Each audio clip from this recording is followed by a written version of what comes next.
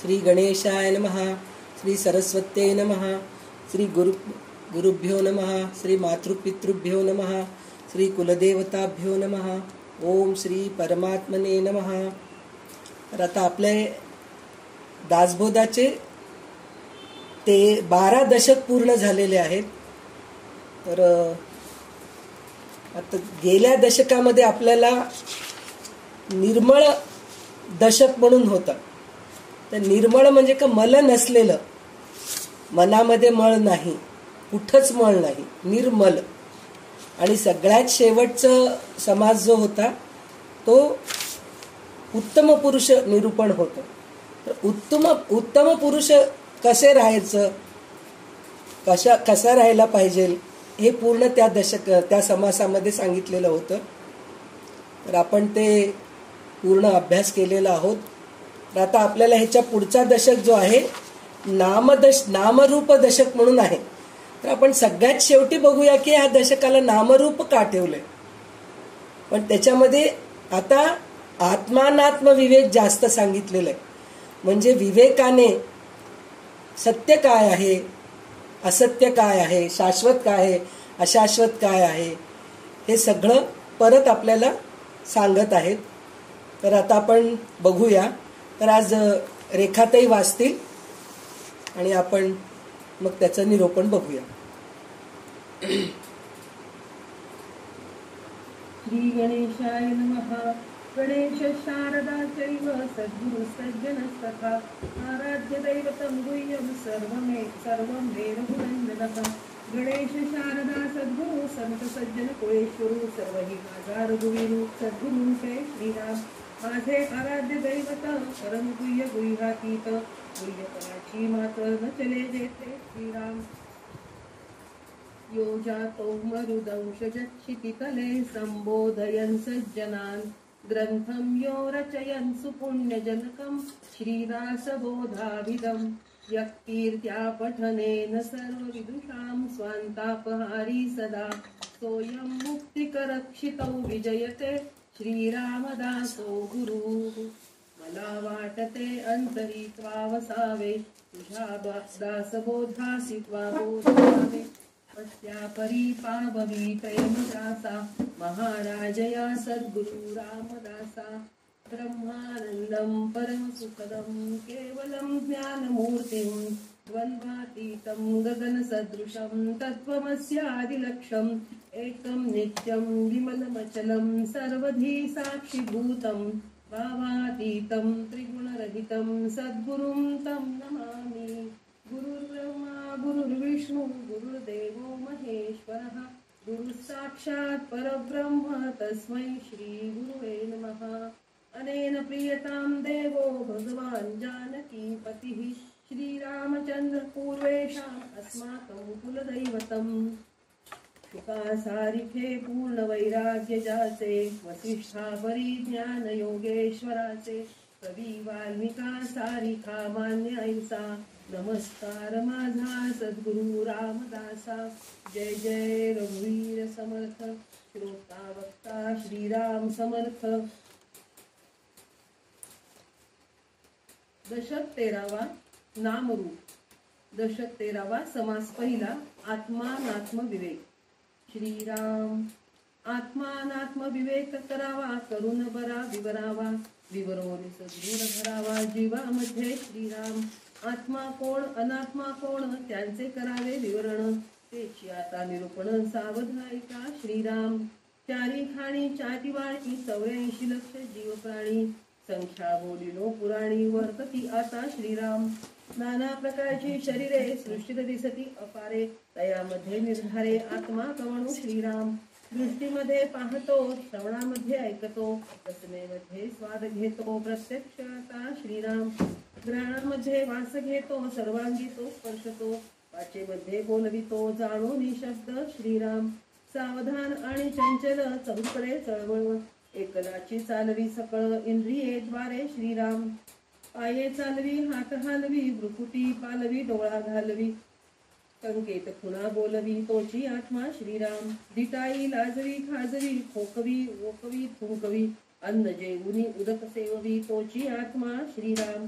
मलमूत्र त्याग करी शरीर मात्र सावरी प्रवृत्ती निवृत्ती विवरी तोची आत्मा श्रीराम एके देखे गुंगे चाखे नाना प्रकारे बोळखे संतोष पावे आणि थाके तोची आत्मा श्रीराम आनंद विनोद उद्वेग चिंता काया छाया माया ममता जीविते पावे नाना व्यथा तोची आत्मा श्रीराम पदार्थाची आस्था धरी जनी वाईट बरे करी आपल्या राखे पराव्या मारी तोची आत्मा श्रीराम युद्धे होता दोहीकडे नाना शरीरी वावडे परस्परे पाळी पडे तोची आत्मा श्रीराम तो येतो जातो देही वर्ततो हसतो रडतो प्रस्तावतो समर्थ करंटा होतो व्यापासारिखा श्रीराम होतो लंडी होतो बळकट होतो विद्यावंत होतो धट न्यायवंत होतो उद्धट तोची आत्मा श्रीराम धीर उदार आणि कृपण वेडा आणि विचक्षण उषक आणि सहिष्ण तोची आत्मा श्रीराम विद्या कुविद्या दोहीकडे आनंद रूप वावडे जेथे तेथे सर्वांकडे तोची आत्मा श्रीराम निजे उठे बैसे चाले धावे धावडी डोले तोले सोयरे धायरे केले तोची आत्मा श्रीराम पोथी वाची अर्थ सांगे कान धरी गाऊ लागे वाद विवाद वाऊगे तोची आत्मा श्रीराम आत्मा नसता देहांतरी मग ते प्रेतस चराचरी देह संगे आत्मा करी सर्व काही श्रीराम एके विण एक काये कामा नये वाया जाये म्हणून हा उपाये देह योगे श्रीराम देह अनित्य आत्मा नित्य हाची विवेक नित्यानित्य अवघे सूक्ष्माचे कृत्य जाणती ज्ञानी श्रीराम पिंडी देह धरता जीव ब्रह्मांडी देह धरता शिव ईश्वर तनु चतुष्ट ये सर्व ईश्वर धरता श्रीराम त्रिगुण करता जो ईश्वर अर्धनारी नटेश्वर सकळ सृष्टीचा विचार तेथुनी झाला श्रीराम बरवे विचारुनी पाही स्त्री पुरुष तेथे नाही चंचल रूप येते काही प्रत्ययासी श्रीराम मुळी मुन सेवटवरी ब्रह्मादी पिपिलिका देहधरी नित्य अनित्य विवेक चतुरी जाणी जयसा श्रीराम जड तितके अनित्य आणि सूक्ष्म तितके नित्य याही मध्ये नित्यानित्य पुढे निरोपिले श्रीराम स्थूल सूक्ष्म ओलांडिले कारण महाकारण सांडिले विराट हिरण्य गर्भ खंडिले विवेकाने श्रीराम अव्याकृत मूळ प्रकृती तेथे जाऊन बैसली वृत्ती ते वृत्ती व्हावय निवृत्ती निरूपण ऐका श्रीराम आत्मानात्मा विवेक बोलिला चंचलात्मा प्रत्यय आला पुढीले समासी निरोपिला सारासार विचार श्रीराम इति श्री दासबोधे गुरु शिष्य संवादे आत्मा अनात्म विवेक नाम समास पहिला संपन्न. श्रीराम समर्थ. तर गेल्या दशकामध्ये शेवटचा जो समास होता उत्तम पुरुष असं त्याचं नाव होतं. शेवटचा 10वा जो समास होता त्याचं नाव उत्तम पुरुष होतं. तर तो उत्तम पुरुष कसं राहायला पाहिजे तर ह्याच्यात थोडक्यात आपल्याला समजून घ्यायला पाहिजे की उत्तम पुरुष ब्रह्मज्ञानी जो पुरुष असतो तो लोकसंग्रह करताना ज्याच्या त्याच्या योग्यतेप्रमाणे माणसांना वागवावे. म्हणजे आतापर्यंत आपल्याला मूर्खपणाची लक्षणे, स्वगुण परीक्षा, स्तुती, स्तवन हे सगळं सांगितलेत. कसं राहायला पाहिजे, कसं राहिलं तर चांगलं असतं, काय असतं हे सगळं आपल्याला पंचमहाभूते काय आहेत, पिंडी काय आहे, ब्रह्मांडी काय आहे हे सगळं आपल्याला सांगितलेत. मग 12व्या दशकाच्या शेवटी उत्तम पुरुषाची लक्षणं सांगितलेत. पण ते उत्तम पुरुषाची लक्षणं सांगितल्यानंतर काय म्हणतायत ते उत्तम पुरुष होऊन नुसतं तुम्ही राहू नका जगामध्ये. तुम्ही उत्तम राहा आणि दुसऱ्यांना उत्तम करा हे त्यांनी आपल्याला बोध दिलेले. दासबोध म्हणजे बोध काय दिलंय आपल्याला की तुम्ही नुसतं प्रत्येक जणांचं सांगणं काय तुम्ही शहाणे व्हा, तुम्ही शहाणे व्हा, तुम्ही चांगलं राहा, तुम्ही उत्तम पुरुष व्हा असं म्हणून सांगतायत. पण रामदास स्वामी आपल्याला काय सांगतायत की तुम्ही उत्तम व्हायलाच पाहिजे. ते माणूस धर्मच आहे म्हणून सांगितलंय. म्हणजे आहार निद्रा भयमैथुनंच हे सगळेच करतात, पशु पक्षी सगळ्यांनाच आहे. पण माणूस म्हणून तुम्ही जन्माला आल्यानंतर तुम्ही उत्तम पुरुष बनायला पाहिजे आणि समोरच्याला पण बनवायला पाहिजे हे त्यांनी कणखरून सांगितलेत की बनवायलाच पाहिजे. म्हणजे तुम्ही उत्तम महंत व्हायला पाहिजे असं म्हणून सांगितलेत. राजकारणी व्हा तुम्ही, समाजकारणी व्हा, सगळं सांगितलेत. पण त्यातलं त्यात महंत बना. महंत म्हणजे काय? अध्यात्म विद्या शिकावं आणि दुसऱ्यांना शिकवावं, हे व्हायला पाहिजे तुम्ही असं म्हणून सांगितलेलं. तर ते आपल्याला कसं सांगितलंय? ज्याच्या त्याच्या योग्यतेप्रमाणे माणसाला वागवावे आणि सर्वांच्या अंतरंगाशी तदाकार किंवा तद्रूप होऊन असावे. म्हणजे सगळ्यांच्या मनासारखं राहायला पाहिजे. म्हणजे समोरचा माणूस रागीट आहे तर त्याच्याशी थोडं नम्रतेने बोलायला पाहिजे आणि जो भित्रट आहे त्याला थोडे समजून सांगायला पाहिजे.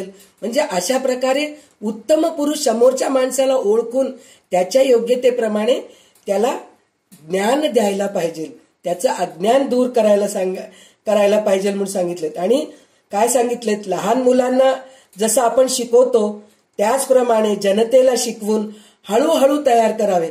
म्हणजे तुम्ही एकटेच तयार होऊ नका, तुमच्या बरोबर अजून 4 लोकांना तयार करा म्हणून सांगितले. कोणाचेही अंतरंग दुखवू नये असे अंतःकरण न दुखवता शिकवणारा महंत फार थोर समजावा. म्हणजे असे महंत तुम्ही तयार व्हा म्हणून सांगितलेलं आहे. आणि आपल्याला रोज ते श्लोक म्हणायला पण छान वाटतं की नाही? उपासनेला दृढ चालवावे, भूदेव संताशी सदा लवावे, सत्कर्म योगे वय घालवावे, सर्वामुखी मंगल बोलवावे. हे आपल्याला रोज म्हणावं. कारण काय? उपासनेला दृढ चालवावे. उत्तम पुरुषाची लक्षणच आहेत की नाही? उपासनेला दृढ चालवावे, भूदेव संतांशी सदा लवावे. म्हणजे भूदेव संत म्हणजे ज्या जमिनीवर आपण आहेत तिथे जितके जितके म्हणून संत आहेत त्यांना नमन करावं, नमस्कार करावं, म्हणजे एकदम नम्रतेने राहावं. भूदेव संतांशी सदा लवावे, सत्कर्म योगे वय घालवावे. म्हणजे नुसतं वय चालय आपलं, वाया जाते, काही अर्थ नाहीये. पण सत्कर्म योगे वय घालवावे आणि सर्वामुखी मंगल बोलवावे. नुसतं आपणच नाही, सर्वांच्या मुखी मंगल बोलवावे.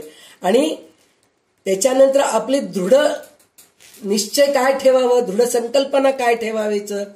म्हणजे धर्माच्या करिता आम्हास जगती रामानी धाडी येले, ऐसे जाणून राम भक्ती करिता ऐश्वर हे लाभले. म्हणजे हे जन्म कशासाठी दिलंय हे आपण ओळखावं. म्हणजे आपल्याला ह्याच्या अगोदर काय सांगितलेत रामदास स्वामी?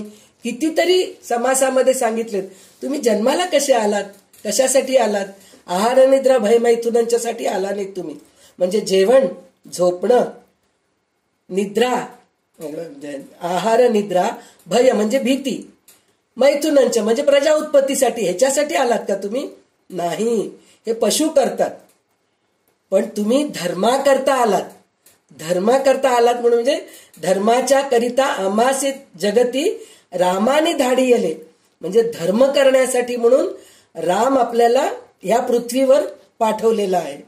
आणि ऐसे जाणून राम भक्ती करिता ऐश्वर हे लाभले.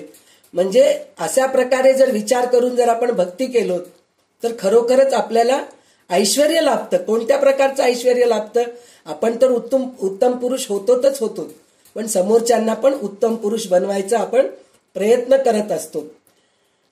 आता धर्मसख्या तुझ्या पुढतिया नम्रत्व तेणे असे, इच्छा हो जशी मानसी करीत असे, हा देह तुझा असे. असं सगळं आपण उत्तम पुरुष होऊन सर्वांना उत्तम बनवून धर्माकरिता त्यांना सुद्धा जागृत करायला पाहिजे. आता पहलगाममध्ये परवा झालेलं ह्याच्यामध्ये आपण कसं बघितलो, किती निर्दयतेने मारून टाकले. तुम्ही हिंदू आहेत म्हणून, मुस्लिम नाहीत म्हणून मारून टाकलेले. तर त्याच्यासाठी आपण काय करायला पाहिजे, ह्या गोष्टीचा आपण विचार करायला पाहिजे.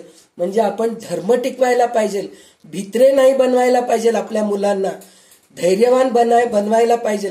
तिथं भित्र असं कोणीच नव्हतं, पण तिथं कोणाच्या हातात हेच नव्हतं, काय आयुधच नव्हते, शस्त्रच नव्हते, तर ते काहीच करू शकले नाहीत.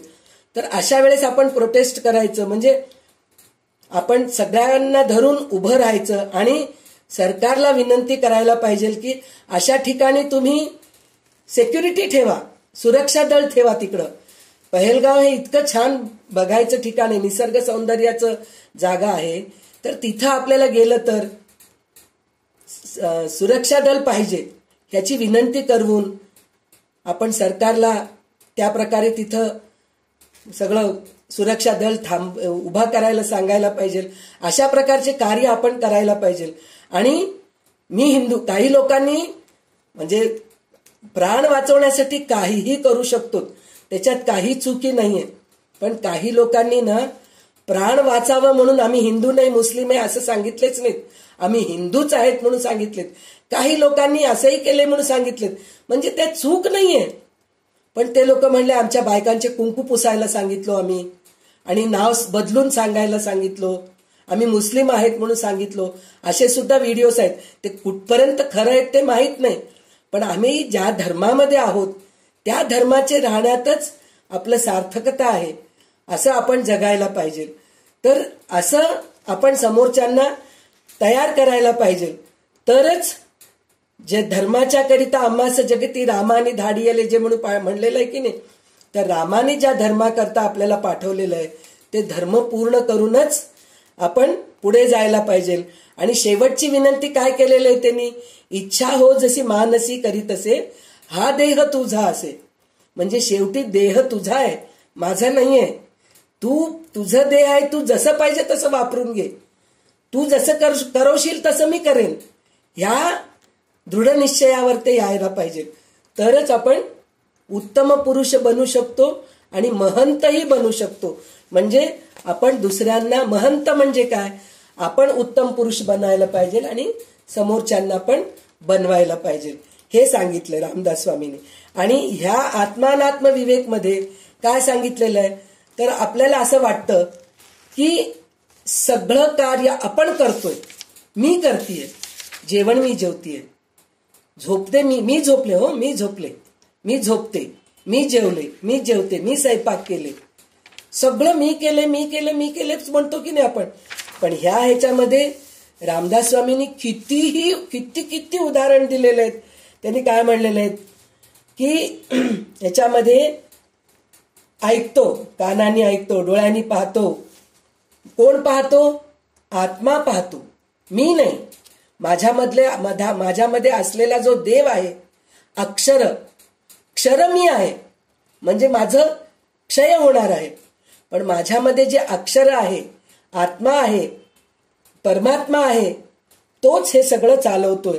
तर काय काय चालवतोय तो? नाकानी वास घेतो, शब्द ओळखून वाणीनी बोलतो, स्पर्शाने सर्वांगाने स्पर्श करतो, म्हणजे आपल्या अंगाला स्पर्श जाणवतो, पायाने चालवतो, हाताने हलवतो, भोवया खालीवरी करतो, डोळे झाकतो, तोच आत्मा संकेत खुणा करून मनातील हेतू स्पष्ट करतो.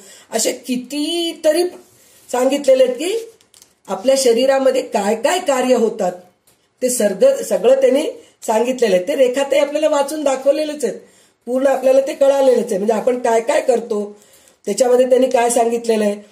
चांगलं तर करतो, पण त्याच्यानंतर त्यांनी काय सांगितलंय, आत्मा निसतो, उठतो, बसतो, चालतो, पळतो, पिटाळतो, डोलतो, तोलतो, सोयरे धायरे जोडतो, अर्थ सांगतो, गाणे म्हणतो, ताल धरतो, विनाकारण वादविवाद पण करतो. देहात जर आत्मा नसेल तर त्या देहाचे प्रेत बनते. म्हणजे ह्या देहामधलं या क्षरामधलं अक्षर जर निघून गेलं तर त्याचं काय होतं? प्रेत होतं, असं म्हणून सांगितलेलं. आणि हे सत्य परिस्थिती आहे. या जगात देहाच्या द्वारे आत्मा सगळे काही करतो म्हणून सांगितलेलं आहे. जसं हे पिंडाचं आहे, म्हणजे पिंड म्हणजे आपलं देह, हे पंचमहाभूतांचं जे देह जे आहे ना, त्याच्यामध्ये हे सगळं कोण करतं? जीव करतो. तेच ब्रह्मांडामध्ये कोण करतं? शिव करतो म्हणजे काय? देव करतो. जिथं पहा तिथं परमात्माच भरलेला आहे. ब्रह्मांडामध्ये सुद्धा सगळ्या ठिकाणी, झाडांमध्ये, पक्ष्यांमध्ये, प्राण्यांमध्ये, दगडामध्ये, पाण्यामध्ये, वाऱ्यामध्ये, अग्नीमध्ये, सगळ्यामध्ये परमेश्वर आहे. ते नसलं तर पूर्ण विनाश होऊन जातं. तर आता हे जीव शिव, आणि त्यात शिव आणि शक्ती, प्रकृती आणि पुरुष, हे दोघांना मिळून अर्धनारी नटेश्वर म्हणून म्हटलेलं आहे. म्हणजे शिव आणि शक्ती.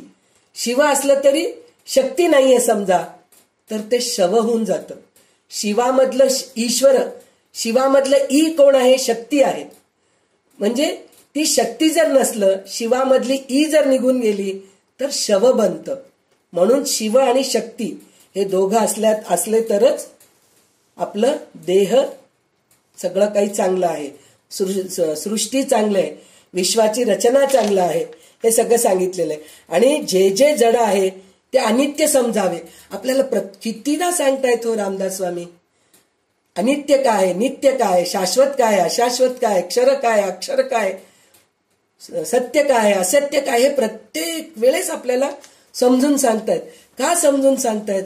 तर हे आपण ओळखून जगायला पाहिजे. आपण प्रत्येक जे दिसतंय दृश्य सृष्टीमध्ये त्यालाच सत्य समजतो आणि त्याला घट्ट धरून आपण पुन्हा पुन्हा ह्या जगामध्ये जन्म घेत असतो. पण सत्य काय आहे?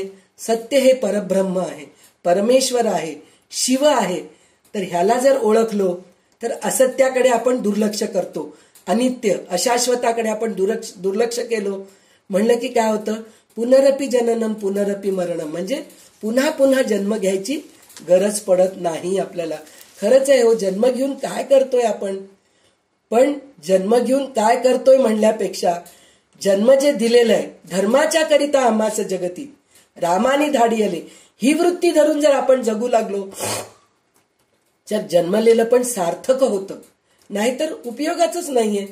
आणि जे जे सूक्ष्म आहे ते नित्य समजावे, हे आपल्याला सांगितलेलं आहे. आणि आता ह्याच्यानंतर सारासार विवेक म्हणून सांगितलेलं आहे. म्हणजे आता आपल्याला हे काय करतो, आत्मा काय करतो, हे पूर्ण आपल्याला सांगितलेलं आहे. पण आता ह्याच्या पुढचं जे समास आहे, सारासार विचार म्हणून समास आहे. तर या सारासार विचारमध्ये हे सगळं करत असताना आपण कसं जगायला पाहिजे हे आपल्याला रामदास स्वामी शिकवतायत. सारासार विवेक करून कसं राहायचं म्हणून सांगतायत. तर ते सुद्धा आपण आता ऐकूया, मग त्याचा अर्थ आपण बघूया. दशक 13 समास दुसरा सारासार निरूपण. ऐका सारासार विचार उभारले जगदंबर, त्यात कोण सार कोण असार विवेके ओळखा श्रीराम. दिसेल ते नसेल आणि येईल ते जाईल, जे असतेची असेल तेची सार श्रीराम.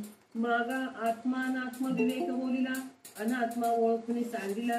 आत्मा जाणता लागला, मुळीचा मूळ तंतू श्रीराम. मुळी जे राहिले वृत्ती, झाली पाहिजे निवृत्ती. सारासार विचार श्रोत्री करा, पहावा श्रीराम. नित्यानित्य विवेक केला, आत्मा नित्यसा निवडिला. निवृत्ती रूपे हेत उरला, निराकारी श्रीराम. हेत म्हणजे जो चंचल, निर्गुण म्हणजे निश्चल. सारासार विचारे चंचल होऊन जाते श्रीराम. चळे म्हणजे ते चंचल, न चळे म्हणून निश्चल. निश्चली उडे चंचल, निश्चयेसी श्रीराम. ज्ञान आणि उपासना दोन्ही एकची पहाना, उपासने करता जना जगदोद्धार श्रीराम. द्रष्टा साक्षी जाणता, ज्ञान घन चैतन्य सत्ता. ज्ञानदेवची तत्वता, बरे पहा श्रीराम. त्या ज्ञानाचे विज्ञान होते, शोधून पहा बहुतमते. चंचल अवघे नासते, येणे प्रकारे श्रीराम. नाशवंत नासेल की नासेना, ऐसा अनुमानची आहे मना. तरी तो पुरुष सहसा ज्ञाना अधिकारी नव्हे श्रीराम. नित्य निश्चय केला, संदेह उरपाशी गेला. तरी तो जाणावा वाहावला, महामृगजळी श्रीराम. क्षयेची नाही जो अक्षयी, व्यापकपणे सर्वा ठाई. तेथ हेत संदेह नाही, निर्विकारी श्रीराम. जे उदंड घनदाट, आद्य मध्य शेवट. अचळ अढळ अतुट, जैसे तैसे श्रीराम. पाहता जैसे गगन, गगनाहुनी ते सघन. जनची नाही निरंजन, सदोदित श्रीराम. चर्मचक्षु ज्ञानचक्षु, हा तो अवघाच पूर्वपक्षु. निर्गुण ठाईचा अलक्षु, लक्षवेना श्रीराम. संग त्यागे विण काही, परब्रह्म होणार नाही.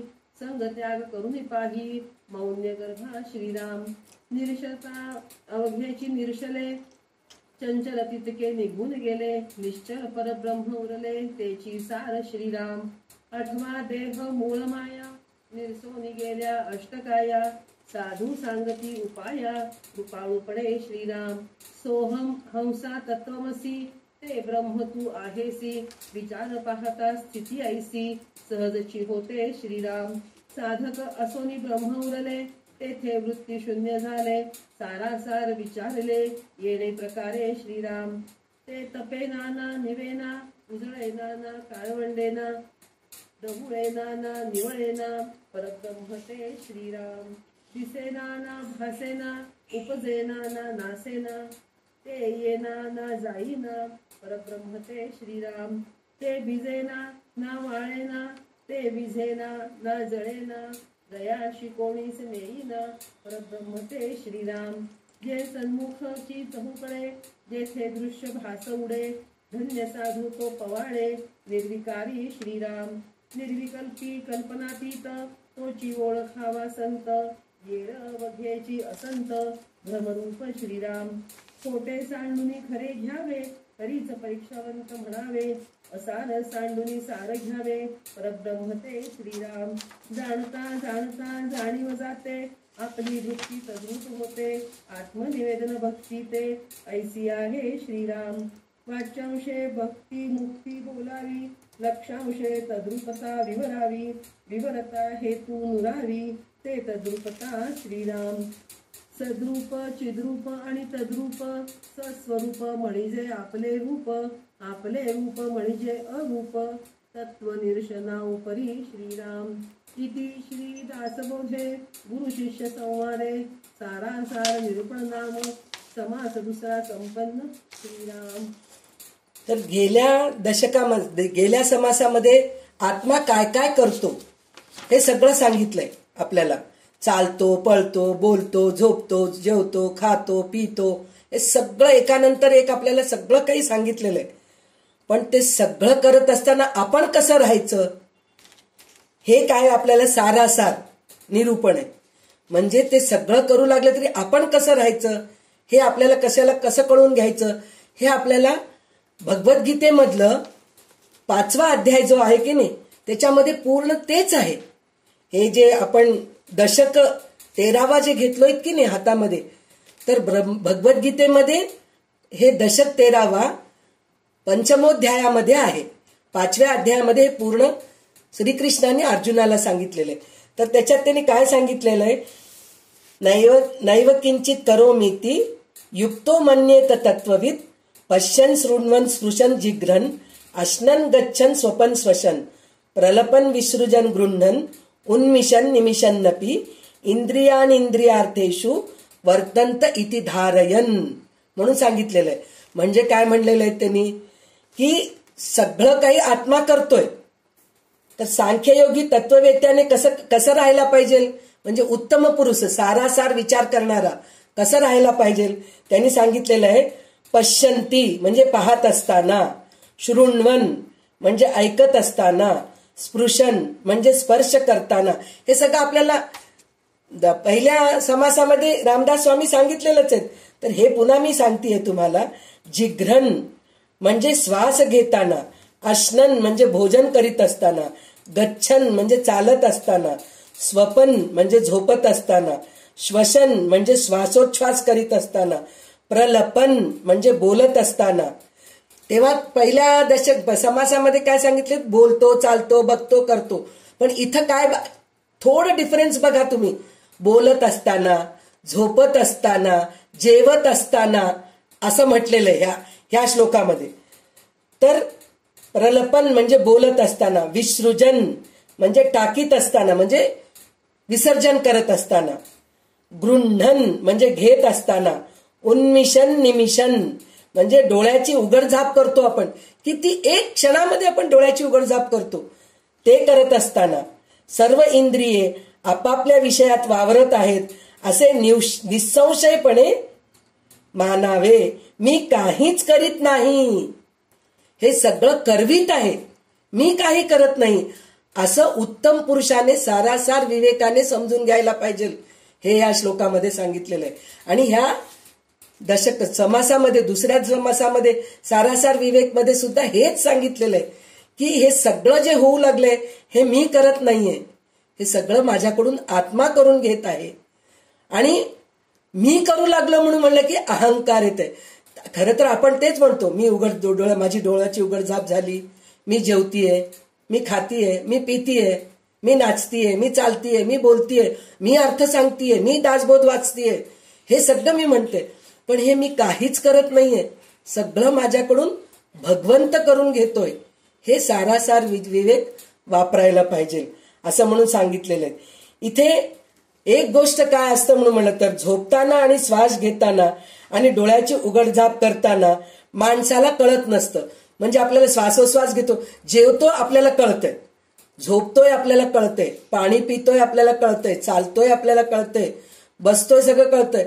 पण तेच डोळ्याची उघडझाप करू लागलो आणि श्वासोश्वास घेऊ लागलो, तिथं आपलं लक्ष जातं का? नाही जात. तर तिथे सोहम असं सांगितलंय. ह्याच्यामध्ये सांगितलेलं आहे ना, कोणचंच हे आहे, 20व ओवी आहे, सोहम हंस असं म्हणून सांगितलेलं आहे. सोहम म्हणजे तो मी आहे. म्हणजे श्वास घेताना ते जाणीव ठेवायला पाहिजे आपल्याला.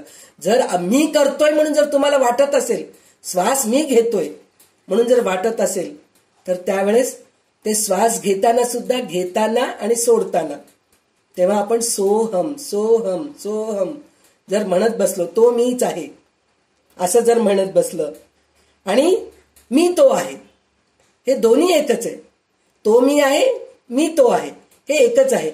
तर हे जाणीव ठेवून जर श्वासोश्वास घेतलं तर उत्तम पुरुष काय, आपण एकदम मोक्षप्राप्तीला जातो असं म्हणून सांगितलेलं आहे. आणि त्याच्यानंतर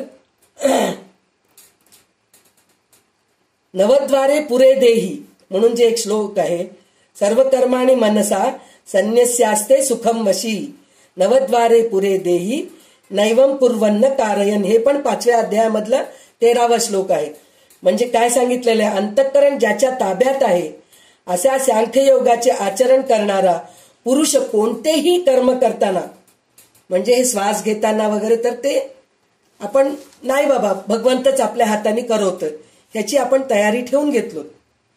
पण नवद्वारे पुरे देही म्हणजे आपल्या शरीरामध्ये 9 द्वारे आहेत, त्याच्याने सुद्धा जे कार्य करतो, कोणचे 9 द्वारे आहेत आपले, 2 नाक, 2 डोळे, 2 नाकपुड्या, 1 मुख आणि मलमूत्र त्याग करण्यासाठी म्हणून गुदद्वार, असे 9 द्वार आहेत आपले. तर ह्या द्वारांनी जे काही मी करतोय ते पण मी माझ्या ह्याच्यानी, म्हणजे हेच आहे, पश्यन स्फुरन स्पृशन जिग्रन, हे जे आपण श्लोक वाचलोय तेच आहे, पण ह्याच्यात 9 द्वारे म्हणून सांगितलेलं आहे. तर या 9 द्वारांनीच आपलं जीव जातं डोळ्यांनी, किंवा म्हणतात ना डोळ्यातून प्राण गेलं हो माणसाचं, म्हणजे 9 द्वार जे आहेत ते द्वार उघडे असतात आपले, प्रत्येक वेळेस उघडे असतात. तर त्या ह्याच्यातूनच आपलं जीव जातं. हे 9 द्वारापैकी 1 द्वार जरी नसला आपल्याला तर आपण नाही राहू शकत. कठीण आहे, खूप कठीण आहे. तर हे 9 द्वार आपल्याला अजामिळाचं आख्यान म्हणून जे भागवतामध्ये आहे की नाही, त्याच्यामध्ये हे 9 द्वारांचं एक महलच सांगितलेलं आहे. खूप सुंदर आहे अजामिळ आख्यान, तुम्ही सगळ्यांनी ऐकलेलं आहे. तर त्या अजामिळाला 9 द्वाराचं महल असतं आणि त्याच्या बाजूला व्यापारी आहेत, शेतकरी आहेत, हे सगळं सांगितलेलं आहे. म्हणजे आपल्या शरीरामध्ये जे जे आपण करतो, व्यवहार करतो, ते सगळं त्यांनी त्याच्यामध्ये इतकं सुंदर वर्णन करून सांगितलेलं आहे भागवतामध्ये, अजामिळ आख्यानामध्येच आहे हे. तर हे आपण ऐकलेले आहात सगळेजणी. तर हेच म्हणतोय ना, प्रत्येक ग्रंथामध्ये आपल्याला हेच ऐकायला मिळतं की आपण काहीच करत नाहीये, सगळं आपल्याला परमेश्वरच करवत आहेत. परमेश्वराकरवीच आपलं सगळं देह चालत राहतं, सगळं चालत राहतं असं. पण हे 9 द्वारे पुरे देही म्हणून जे सांगितलेलं आहे ना, तर ते कसं राहायला पाहिजे, जसे नगरात राहणारा मनुष्य नगरात होणाऱ्या क्रियांना आपल्या क्रिया समजत नाही. म्हणजे ज्या आपण प्रदेशामध्ये राहतो त्या प्रदेशामध्ये कितीतरी कार्य होत राहते, लग्न कार्य होत राहतं, कोणी मेलेलं असतं, कोणाच्या घरी जन्म झालेलं असतं, पण आपलं लक्ष असतं का तिथं? नाही, नसतं. जसं नगरामध्ये जे कार्य चालू असताना लक्ष राहत नाही, फक्त आपल्या घरामध्ये कार्य असलं की आपण दक्षतेने राहतो. आपल्या घरी कार्य आहे, मग काय काम करायचं हे सगळं आपण लक्ष देतो. पण दुसऱ्यांच्या घरामध्ये चालू लागलं तर आपण लक्ष देतो का? त्यांच्या घरी चालले, त्यांचं ते करायला लागले, आपलं आपण करून घेऊ. त्याप्रमाणे आपण सुद्धा जगायला पाहिजे. हे नवद्वाराने जे कार्य चालू आहे आपल्या शरीरामध्ये, तर हे मी करत नाहीये, हे बाहेरच्या नगरामध्ये चालू आहे. माझा अंतर्यामी जे आत्मा आहे त्याचं काहीच नाहीये. मी शांत आहे, ज्याचं काम ते करतायत, मी माझं शांत आहे, तटस्थतेने मी बघतो आहे, असं राहायला पाहिजे. आणि त्याचं अजून एक उदाहरण पण काय म्हणून म्हणलं तर, ब्रह्माण्याध्याय कर्माणी संगम त्यक्त्वा करोति यः लिप्यतेन स पापेन पद्मपत्र विबांबसा. हे 5व्या अध्यायामधलं, हे सगळं 5व्या अध्यायामधलंच आहे, भगवद्गीतेमधलं. 10वा श्लोक असा आहे, कमळ चिखलात उगवत असते, रात्रंदिवस ते पाण्यातच असते, तरीही त्याच्या पाकळ्या किंवा पान पाहाल तर त्या तुम्हाला कोरड्याच दिसतील. पाण्याचे एकही थेंब त्याच्यावर टिकत नाही. म्हणजे दलदलीत व पाण्यात राहूनही त्याच्यापासून अलिप्त असावे. तसेच ब्रह्माच्या ठिकाणी आपली सर्व कर्मे अर्पण करून फलाची आसक्ती सोडून जो कर्मे करतो तोच कमलपत्रासारखा पाण्यापासून अलिप्त असो, तसा तो ज्ञानी पापापासूनही अलिप्त असतो. म्हणत राहता आपल्याला इथं त्यांनी सांगितलेलं आहे ना, म्हणजे कसं राहायला पाहिजे हे सगळं सोडून. कोणत्या श्लोकामध्ये सांगितलेलं, हे कोणत्या ओवीमध्ये सांगितलेलं, म्हणजे 26व्या ओवीमध्ये सांगितलेलं आहे की निर्विकल्पी कल्पनांतीत तोची ओळखावा संत येर अवघे असंत भ्रमरूप म्हणून सांगितलेलं आहे. म्हणजे स्वतः कल्पनातीत होऊन जो निर्विकल्प ब्रह्मामध्ये लीन होतो तोच संत म्हणून ओळखावा. बाकीचे सगळे मायेच्या कक्षेतील असंत समजावे, ते भ्रमरूप असतात. जो खोटे बाजू सोडून खरे ग्रहण करतो त्यालाच परीक्षावंत म्हणतात. म्हणून जाणण्याने भ्रमरूप आसार टाकून परब्रह्म स्वरूप घ्यावा. तर ह्याच्यामध्ये पुन्हा अजून एक श्लोक आहे. हे जे आहे की नाही, असं म्हटलं की नाही, सगळं काही सोडून जो राहतो तो खरा संत आहे म्हणून सांगितलेलं आहे. तर आता ह्याच्यामध्ये 5व्या अध्यायामध्ये 7वा श्लोक जो आहे, योगयुक्तो विशुद्धात्मा विजितात्मा जितेंद्रिय सर्वभूतात्मा कुर्वन्नपि न लिप्यते म्हणून सांगितलेलं आहे. म्हणजे ज्याचे मन स्वतःच्या ताब्यात आहे. इथं त्यांनी काय सांगितले, दासबोधामध्ये काय सांगितले, त्याला परीक्षावंत म्हणतात. म्हणजे परीक्षा करून जो सार विवेक जाणतो तो परीक्षावंत आहे, महंत आहे, उत्तम पुरुष आहे म्हणून सांगितलंय. आणि इथं भगवद्गीतेमध्ये श्रीकृष्णाने काय सांगितलेलं आहे, विशुद्धात्मा विजितात्मा जितेंद्रिय योगयुक्त. म्हणजे त्यांनी पण तिथं माणसांना संतांना उपाधी दिलेले आहेत. काय उपाधी दिलेले आहेत, विशुद्धात्मा विजितात्मा जितेंद्रिय सर्वभूतात्मा असं सांगितलेलं आहे. म्हणजे ज्याचे मन स्वतःच्या ताब्यात आहे. आपण स्वतःच्या ताब्यात नाहीये. एक काय स्वतःच्या ताब्यात नाही म्हणून म्हणलं तर आपण कोणतंही कार्य करत असतो तर मध्येच काहीतरी अडथळा आला समजा, तर त्यावेळेस माझ्यामुळे झालं म्हणून म्हणत नाही. ती आली हो, मी दासबोध वाचतच होते, कोणीतरी आली गप्पे मारत बसली होती, त्याच्यामुळे माझं दासबोध अर्धवट राहून गेलं पहा, असं बोलतो आपण. स्वयंपाक करत असतो, मीठ जास्त पडलं काहीतरी, ते मी पहिल्यांदा मीठ घातलेलं माझ्या लक्षात का नव्हतं, तेवढ्यातच कोणीतरी बेल मारलं, त्याच्यामुळे ते माझं लक्ष गेलं आणि पुन्हा मीठ घातले, त्याच्यामुळे झालं. आणि मृत्यू सुद्धा झालं तर देव म्हणतो की नाही, आपण म्हणतो का देवानी बोलावलं, ते पहिल्यापासून लिहून ठेवलेलं आहे असं आपण म्हणतो का नाही. अहो पाणी पित होते हो, ठसकाच लागलं पहा, नुसतं जीव गेला पहा. म्हणजे प्रत्येक गोष्ट असं असतं की मी केले, मी करतोय, कोणामुळे तरी होतंय असं आपण समजतो. तर त्याच्यासाठी म्हणून हे मन आपल्या ताब्यात नाहीये. पण ज्याचं मन ताब्यात आहे तो म्हणजे विजितात्मा. म्हणजे मन ताब्यात ठेवून तो विजयी झालेला आहे.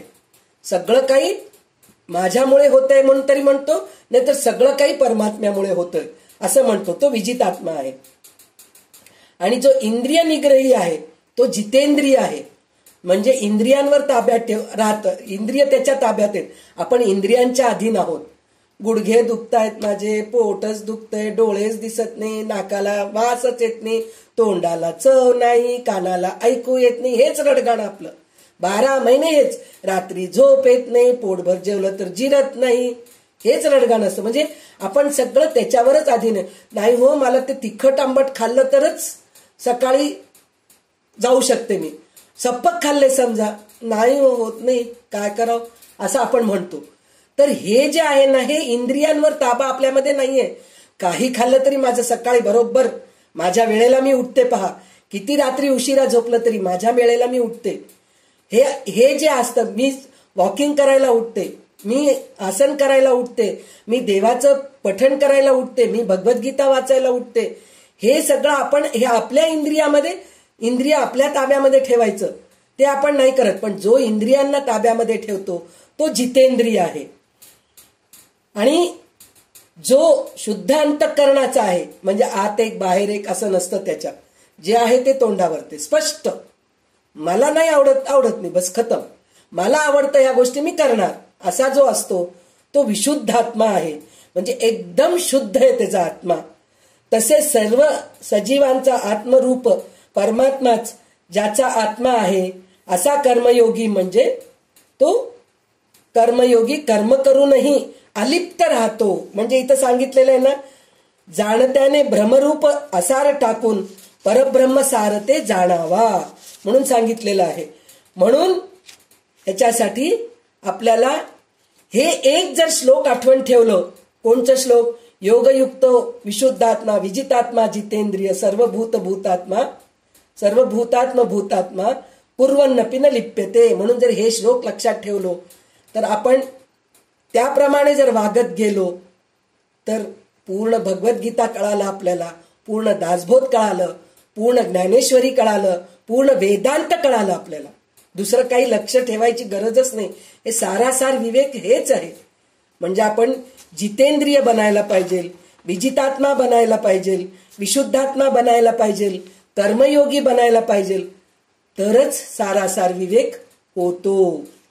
हे सारासार विवेक झाल्यानंतरच ह्या सगळ्या गोष्टी आपण होऊ शकतो. विजितात्मा, जितेंद्रिय, विशुद्धात्मा, कर्मयोगी हे सगळं आपण होऊ शकतो. तर आता ह्याच्यानंतर उभारणी निरूपण म्हणून सांगितलेलं आहे 3ऱ्या समासामध्ये. तर आता हे 3ऱ्या समासामध्ये उभारणी निरूपण काय आहे ते सुद्धा आपण बघूया. दशक 13 समास 3रा उभारणी निरूपण.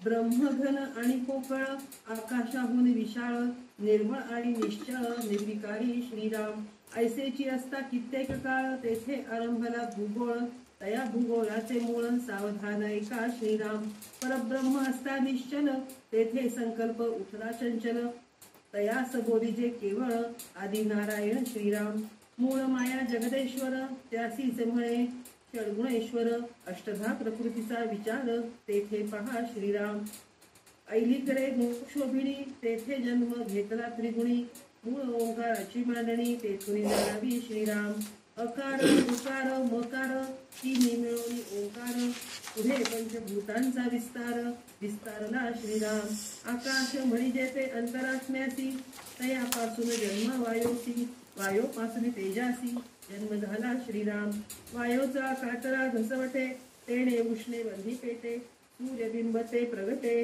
तये ठाई श्रीराम वारा वाजतो शीतळ तेथे निर्माण झाले जळ ते जळ आळोनी भूगोळ निर्माण झाला श्रीराम त्या भूगोळाचे कोटी अनंत बीजांची या कोटी पृथ्वी पाण्या होता भेटी अंकुर निघती श्रीराम पृथ्वी वल्ली नाना रंग पत्रे पुष्पांचे तरंग नाना स्वादते मग फळे झाली श्रीराम पत्रे पुष्पे फळे मुळे नाना वर्ण नाना रसाळे नाना धान्ये अन्ने केवळे तेथून झाली श्रीराम अन्नापासून झाले रेत रेतापासून प्राणी निपजत ऐसी हे रोकडी प्रचित उत्पत्तीची श्रीराम अंडज ज्वारज शेतज उद्बीज पृथ्वी पाणी सगळ्यांचे बीज ऐसे हे नवल चौद सृष्टी रचते श्रीराम चारी खाणी 84 लक्ष जीवयोनी निर्माण झाले लोकतिनी पिंड ब्रह्मांड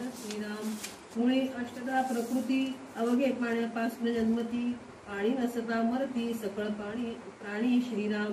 नव्हे अनुमानाचे बोलणे याचा बरा प्रत्यय घेणे. वेदशास्त्रे पुराणे प्रत्यय घ्यावी श्रीराम. जे आपल्या प्रत्ययायेना ते अनुमानिक घ्यावेना. प्रत्ययाविण सकळ जना व्यवसाय नाही श्रीराम. व्यवसाय प्रवृत्ती निवृत्ती दोन्हीकडे पाहिजे प्रचिती. प्रचिती विण अनुमाने असती ते विवेकहीन श्रीराम. ऐसा सृष्टी रचनेचा विचार सकळीत बोलना प्रकार. आता विस्ताराचा संहार तोही ऐका श्रीराम. कुणापासून शेवटवरी अवघा आत्मा रामची करी. करी आणि विवरी यथायोग्य श्रीराम. पुढे संहार निरोपिला श्रोती पाहिजे ऐकिला. इतक्या उपरी झाला समास पूर्ण श्रीराम. इति श्री दासबोधे गुरु शिष्य संवादे उभारणी निरूपण नाम समास तिसरा संपन्न श्रीराम. तर आता ह्याच्यामध्ये उभारणी निरूपण म्हणून सांगितलेलं आहे. तर आता ह्याच्या अगोदर आपण ऐकलेलं आहे सृष्टी निर्मिती कशी झाली हेच सांगितलेलं आहे. ह्याच्यामध्ये उभारणी म्हणजे काय, कोणत्याही गोष्ट आपण उभारणी करतो म्हणतो की नाही. घराचं उभारणी केलो आपण, शाळेचं उभारणी केलो असं म्हणतो की नाही. म्हणजे निर्माण करणं ह्याला उभारणी म्हणून म्हणतात. तर ह्या सृष्टीची निर्मिती कशी झाली, उभारणी कशी झाली हे आपल्याला थोडक्यात परत एकदा सांगितलेले. म्हणजे आपल्याला प्रत्येक वेळेस थोडक्यात सांगून आपल्या मेंदूमध्ये असं कसं म्हणतात कम्प्युटरमध्ये फीड करून ठेवलंय, सेव्ह करून ठेवलंय.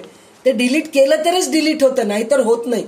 तर त्याचप्रमाणे आपल्या मेंदूमध्ये रामदास स्वामी प्रत्येक वेळेस सेव्ह करतायत. हे सेव्ह करून घे, हे सेव्ह करून घे, तू हे सेव्ह करून घे.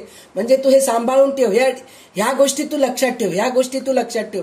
म्हणजे पंचमहाभूतांपासून काय निर्माण झालं आणि पंचमहाभूतांपासून निर्माण झालेलं सगळं नाशवंत आहे, अशाश्वत आहे, अनित्य आहे हे आपल्याला प्रत्येक वेळेस समजून सांगतायत.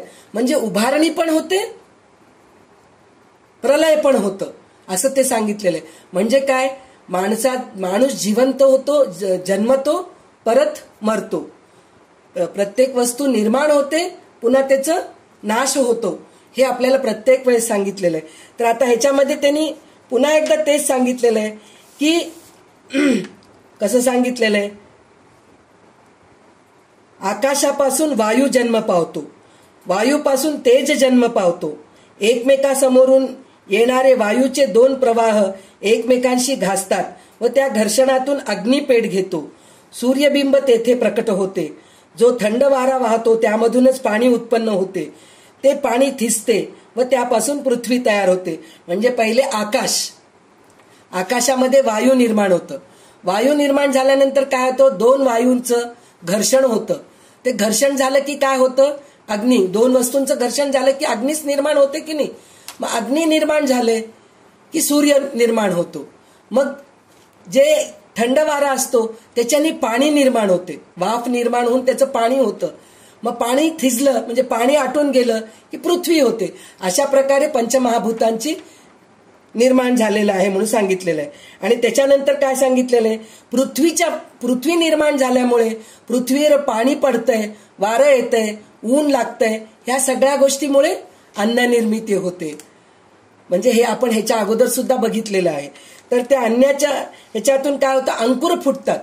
म्हणजे पृथ्वीवर ते बीज पडलं मग त्याचे अंकुर फुटतात, अंकुर फुटून वनस्पती निर्माण होते, वनस्पतीहून अन्न मिळतं आपल्याला, हे आपल्याला सांगितलेले. तर नाना प्रकारचे वृक्ष, वेली, नाना प्रकारची पाने, फुले आणि नाना प्रकारचे स्वाद असणारी फळे निर्माण होतात. नाना रंगांची व रसांनी भरलेली पाने, फुले, फळे, मुळं सुद्धा आहेत. आपण मुळे सुद्धा खातो. कोणचे मुळे खातो आपण, बटाटा, काय म्हणतात ते मुळा, गाजर, हे सगळं मुळाचेच आहेत प्रकार. तर हे सुद्धा आपण खातो. म्हणजे जमिनीमधले झाडावरचे फळे वेगळेच आहेत, जमिनीमध्ये असले भुईमुग म्हणजे आपण शेंगा खातो, हे सुद्धा जमिनीमधूनच निघालेले. बरं जाऊ दे, हे तर जमिनीमधून हे जड पदार्थ आहेत. पण जे पातळ पदार्थ आहेत ते कोणचे, आपण विहीर खणतो, जमिनीमधूनच पाणी येते की नाही. बोरिंग करतो, बोरिंग घालतो आपण, जमिनीमधूनच पाणी येते की नाही. म्हणजे हे सगळं पाणी, तेल, रसायन पदार्थ हे सगळे जमिनीमधूनच मिळतंय. जमिनीमधून मिळतंय म्हणूनच आपण जगत आहोत, नाहीतर जगलो नसतो असं म्हणून सांगितलंय. अन्नापासून वीर्य उत्पन्न होते आणि वीर्यापासून प्राणी निपजतो. हा तर जीवाचा उत्पत्तीचा प्रत्यक्ष अनुभव आहे. म्हणजे वीर्यापासूनच आपले उत्पत्ती होते म्हणून सांगितलेलं आहे. आणि त्याच्यामध्ये सुद्धा किती प्रकार, 4 प्रकारचे सांगितलेले आहेत. कोणचे? अंडज, जारज, स्वेदज, हे सगळं आपण बघितलेलंच आहे. अंडज म्हणजे अंड्यामधून निर्माण होणारं, जारज म्हणजे जे आपल्या वीर्यापासून गर्भापासून निर्माण होतं, स्वेद म्हणजे आपल्या घामापासून वगैरे निर्माण होणं, उद्बीज म्हणजे पृथ्वीमधून निर्माण होणारे वनस्पती वगैरे असलेले ते सगळं जीव प्राणी पृथ्वी व पाणी यापासूनच उपजतात म्हणून आपल्याला सांगितलेले. या सृष्टी रचनेचे हेच मोठे नवल आहे, कौतुक आहे. म्हणजे हे आपण काहीच करत नाहीयेत, हे नवलच आहे की नाही. तुम्ही बघा, विचार करा, शेतकरी बी पेरतो आणि पाणी टाकतो आणि घरात जाऊन झोपून जातो. त्याला काहीतरी काडी करतो का जाऊन अंकुर फुटावं म्हणून? झोपून गेलं की आपणहून अंकुर फुटतं, पानं येतात, मोठं झाड होतं, मग त्याला फळं लागतात, फुलं लागतात, सगळं काही होतं. हे कोण करतंय? हे परब्रह्मच करतोय, आपण काहीच करत नाही. हे तर झालं पृथ्वीच्या बाबतीत, ब्रह्मांडाच्या बाबतीत. आपल्या पिंडामधला एक विचार करा, ह्याच्या अगोदर पण मी बोललेली आहे. काय? आपण जे जेवतो, जेवून रात्री झोपतो, तुम्ही वॉकिंग सुद्धा करत नाही. रात्रीच्या वेळेस आपण शतपावली करतो का? करत असतील, बरेच लोक करत असतील जे शहाणे आहेत. ते माझ्यासारखे जे आहेत त्यांना जेवण झालं की झोपावंच वाटतं, आळशी. तर ते लोकांना तुम्ही झोपलात तरी काहीतरी करतायत का तुम्ही त्याच्यासाठी म्हणून पोटामध्ये? भगवंत आपलं अन्न जिरवतो, हे तर सोडून द्या. अंथरुणावर पडलेले लोक जे असतात, ज्यांना चालता येत नाही, उठून बसता येत नाही, त्या लोकांना पण आपण दररोज सकाळ संध्याकाळ लिक्विड डाईट का होईना, म्हणजे पातळ पदार्थ का होईना, नाकातून पाईपमधून घालतो, पण ते सुद्धा जिरतं हो. रक्त बनतं, चांगल्या गोष्टीचं रक्त बनतं, वाईट गोष्टी मलमूत्र म्हणून त्याग होऊन जातं. हे सगळं करणारा कोण आहे? हा आत्मा. हे नवलच आहे, खरंच नवल आहे. आणि त्याच्यापेक्षा जास्त नवल म्हणून म्हणलं तर आपण जे छोट्या छोट्या गोळ्या घेतो की नाही, शुगरसाठी म्हणून घेतो, बीपी साठी म्हणून घेतो, खोकला झालं म्हणून घेतो, ताप आलं म्हणून घेतो, किंवा हार्ट पेशंट म्हणून घेतो, कितीतरी प्रकार. आजकाल तर विचारू नका तितके औषध गोळ्या आहेत. तर त्या सगळ्या आपण एक एक गोळी घेतो, पण त्याच भागाला जाऊन ते सुधारतं. म्हणजे आता आपल्याला पोट दुखतंय, तर पोटदुखीसाठी म्हणून जर आपण गोळी घेतो तर पोटदुःख आपणहून कमी होऊन जातो हो. छातीत दुःख ते छातीला जाऊन काही काडी करत नाही, ते डोळ्याला जाऊन काही काडी करत नाही. म्हणजे हे करतं कोण? हे आत्मा करतो, हे परब्रह्म करतो. म्हणजे हे नवलच आहे की नाही. तर रामदास स्वामी तेच म्हणतायत, म्हणजे हे कौतुकच आहे, या गोष्टीचं खरंच कौतुक आहे. हे नुसतं बोलणं नाहीये. ते काय म्हणतायत, हे काही नुसतं कल्पनेचे बोलणे नाहीये, हे सगळं अनुभव आहे. हे आपण विचारच करत नाहीत. ह्या गोष्टीचा आपल्याला कधीतरी विचार येतो का? आपल्याला सतत 12 महिने आपले संसाराचं, आपल्या मुलाबाळांचं हेच विचार असतं, बाकीचं काही विचार राहत नाही.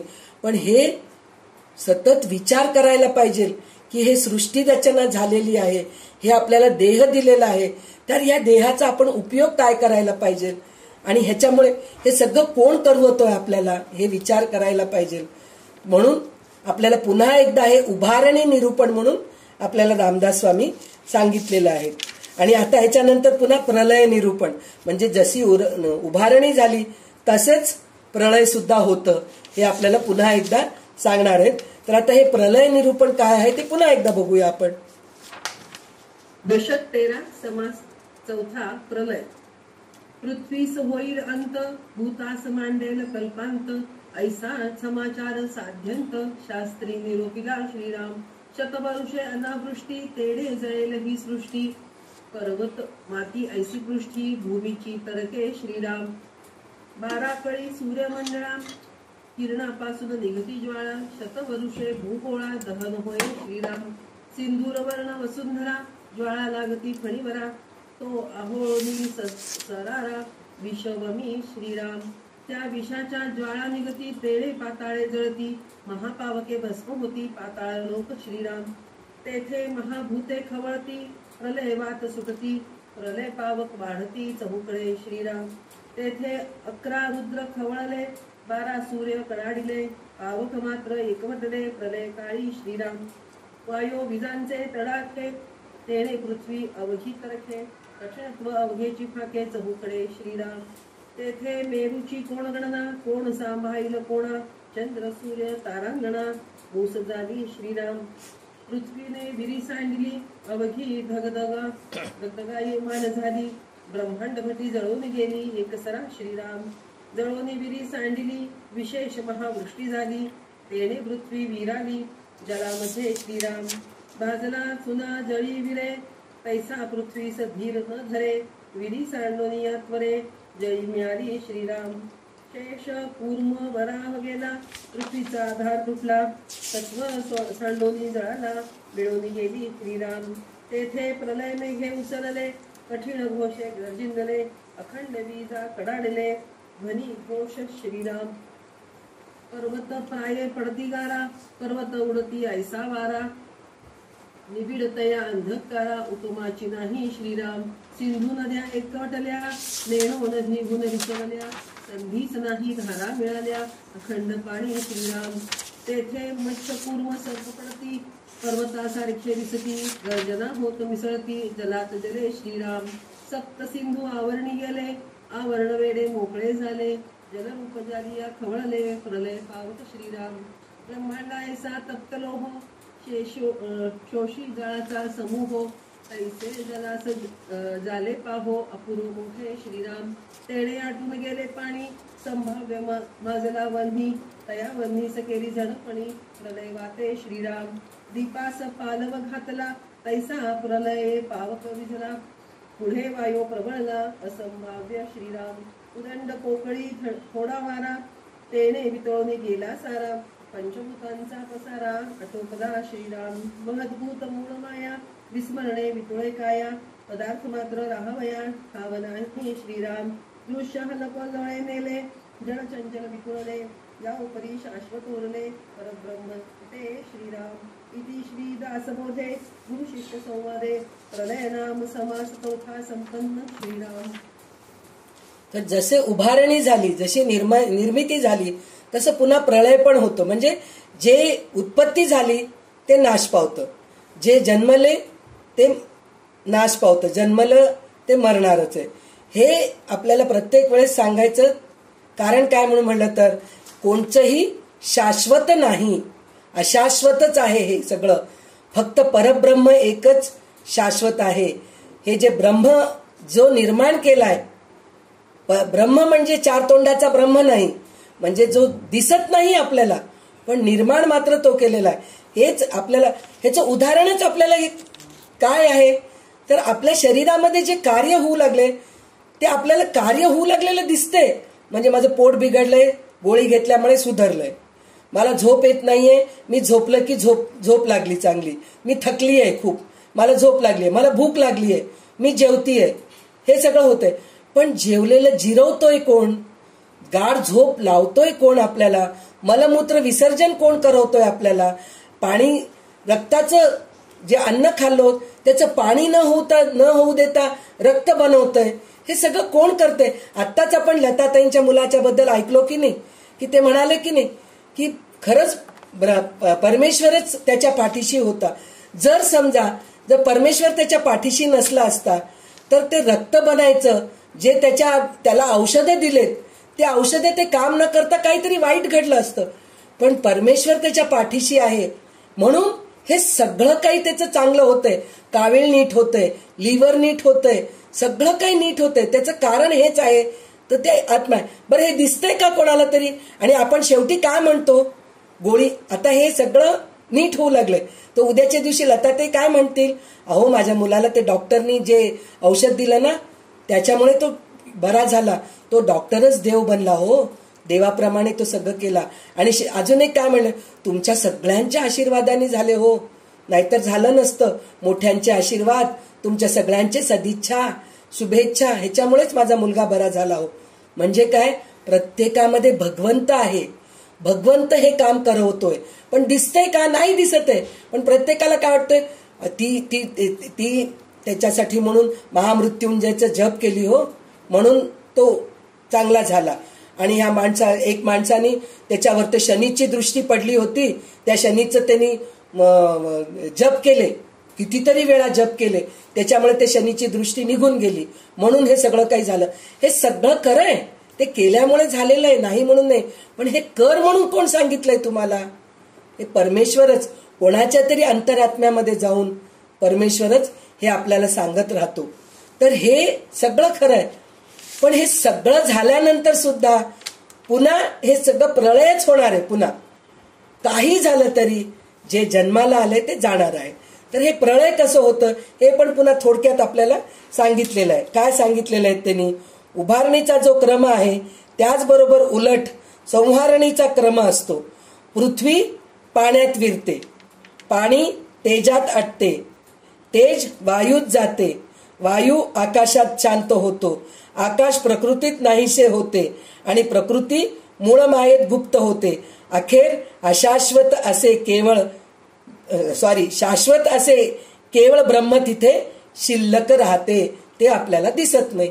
सगळं एकामध्ये एक एकामध्ये एक एकामध्ये एक एकामध्ये एक सगळं विलीन होऊन जातं. जसं आपलं देह हे झालं पंचमहाभूत ब्रह्मांडामधलं, पिंडामधलं कोणचे? अन्नमय देह, प्राणमय देह, मनोमय देह, ज्ञानमय देह, विज्ञानमय देह, हे सगळं एकामध्ये एक एकामध्ये एक एकामध्ये एक विरून पुनर्जन्म होतं. आणि जो खरं ज्ञानमय देहाने जो विरतो तो मोक्षपदी असतो, त्याला गती नाहीये. म्हणजे कुठल्याच याच्यामध्ये तो जात नाही, भगवंताच्या चरणापाशीच जातो. पण ज्याला विज्ञानमय देहपर्यंत जाऊन थांबतो म्हणजे त्याला पुन्हा गती आहे. गती आहे म्हणलं तर पुन्हा त्याला 84 लक्ष योनीमधून त्याला पुन्हा यावं लागतं. नाही, 84 लक्ष योनीची गरज नाहीये. तो खूप चांगलं ह्या जन्मामध्ये खूप चांगलं वाचलेलं आहे, महंत बनलाय, स्वतः शिकलाय, स्वतः आत्मज्ञानी झालाय, दुसऱ्यांना ज्ञानी बनवलाय. असा जो असतो त्याला पुन्हा चांगलं मनुष्याचं देह मिळतं. आणि मनुष्याचं देह मिळून नुसतं मनुष्याचं देह नाही, सत्कर्मासाठी ते मनुष्याचं देह मिळतं, असा तो मनुष्य बनतो. तर इथं खूप ह्याच्यामध्ये त्यांनी संक्षिप्त म्हणून सांगतायत, पण संक्षिप्त नाहीये. त्यांनी कसं सांगितलेलं आहे ते पण मी थोडंसं सांगते. संहार काळी पृथ्वीचा अंत होईल व पंचमहाभूतांचा कल्पांत होईल, याबद्दलची सविस्तर माहिती शास्त्रामध्ये सांगून ठेवलेलं आहे. कसं सांगून ठेवलेलं आहे?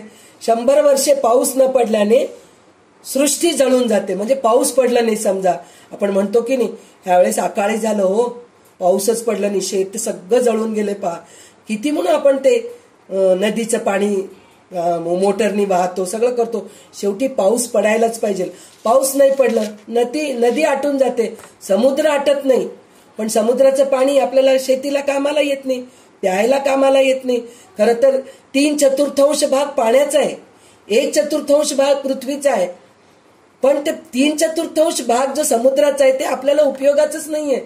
पण त्याच्यावर सूर्यप्रकाश पडलं आणि त्याचं वाफ झालं, मग ढग बनतात, ढगाचं पाऊस पडतं, पावसाचं नदी होतं, मग नदीचं पाणी आपल्याला सगळ्याला हे होतं. तर हे जर पाऊस पडलंच नाही तर मग सगळं जळून जातं, असं म्हणून सांगितलेलं आहे. जळू लागले, मग ते जळू लागल्यानंतर काय होतं, पर्वत गडप होऊन जातं, एवढ्या मोठ्या भेगा जमिनीला पडतील.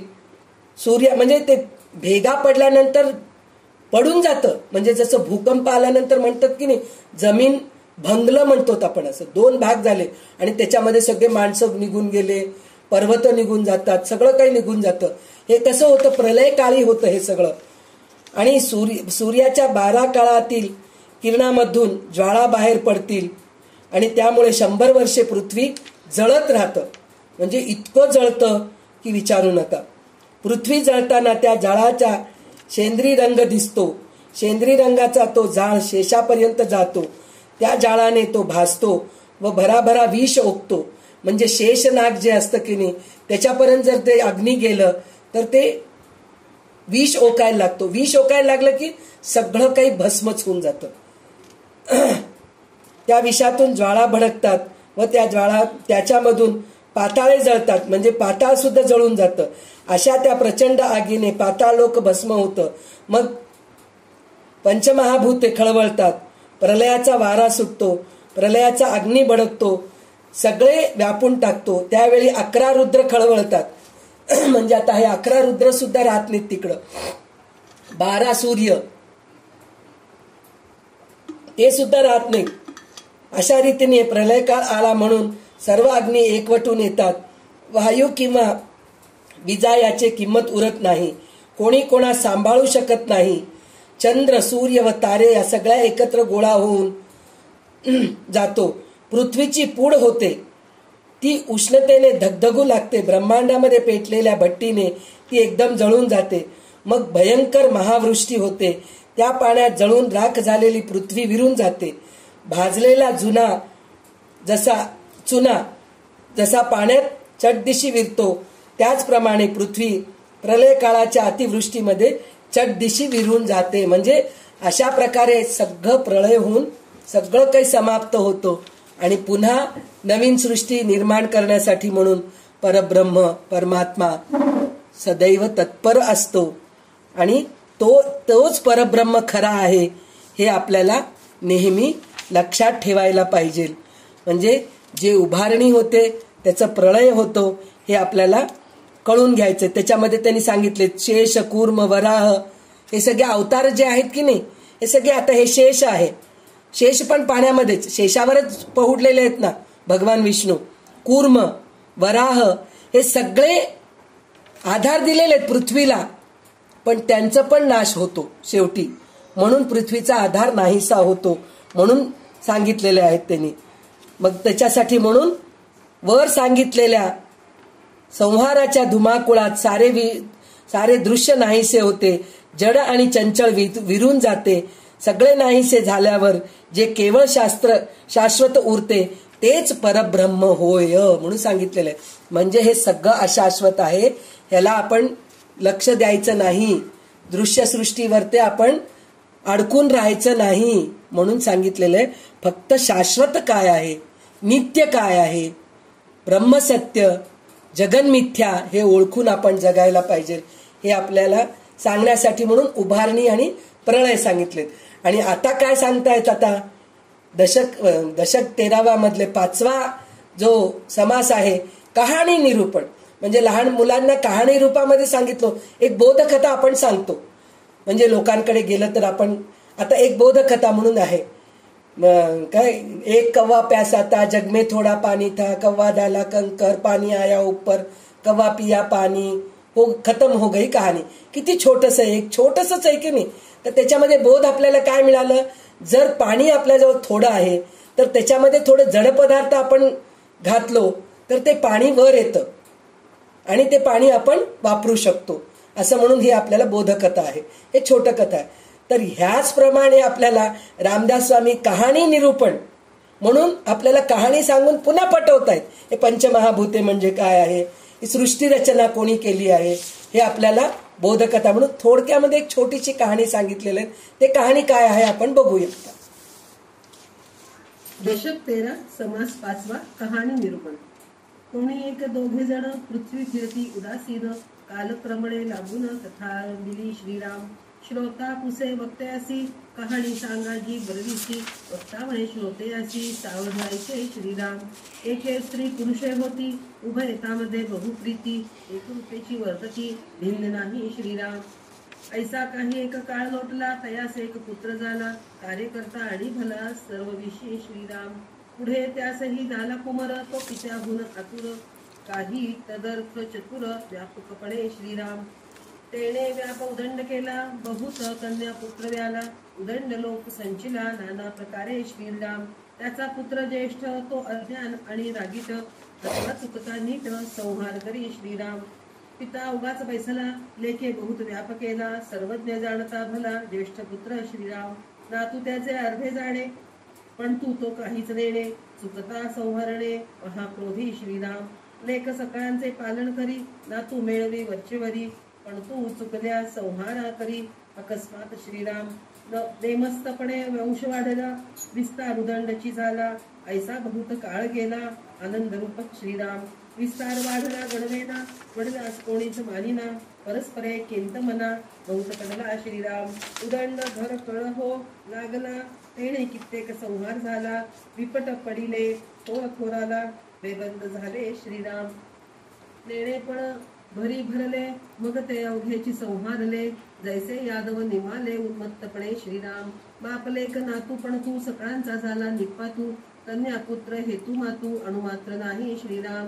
ऐशी कहाणी जो विवरला तो जन्मापासून सुटला, श्रोता वक्ता धन्य झाला, प्रचिती दे श्रीराम. ऐसी कहाणी अपूर्व जेते, उदंड वेळ होत जाते, इतके बोलूनी गोसाविते निवांत झाले श्रीराम. आमची कहाणी सर्व तुमचे अंतरी भरो, ऐसे बोलणे विवरो कोणीतरी श्रीराम. चुकत वाकत आठवले, इतके संकलित बोलले, न्यून पूर्ण क्षमा केले, पाहिजे श्रोती श्रीराम. ऐसी कहाणी निरंतर विवेके ऐकती जे नर, दास म्हणे जगदोद्धार तोची करती श्रीराम. त्या जगदोद्धाराचे लक्षण केले पाहिजे विवरण, सार निवडावे निरूपण, यास बोली जय श्रीराम. निरूपणी प्रत्यये विवरावे, नाना तत्व कोडे उकलावे, समजता समजता भावे निस्संदेह श्रीराम. विवरोनी पाहता अष्टदेह, पुढे सहजची निस्संदेह, अखंड निरूपणे राहे समाधान श्रीराम. तत्वांचा गलबला जेथे, निवांत कैसे असेल तेथे, या कारणे बोलली परते कोणी एके असावे श्रीराम. ऐसा सूक्ष्म संवाद केलाची करावा विशद, पुढील समासी लघुबोध सावधायिका श्रीराम. इति श्रीदासबोधे गुरुशिष्य संवादे कहाणी निरूपण नाम समास 5वा संपन्न श्रीराम. तर आपल्याला कहाणी सांगताना कसं, एका गावात एक राजा होती, एक राणी होती, त्याला मुलगा होता, मग त्या मुलाचं सगळं असं झालं, मग त्याला एक मुलगा झाला, त्याचं असं झालं, असंच आपण कहाणी ऐकत राहतो की नाही.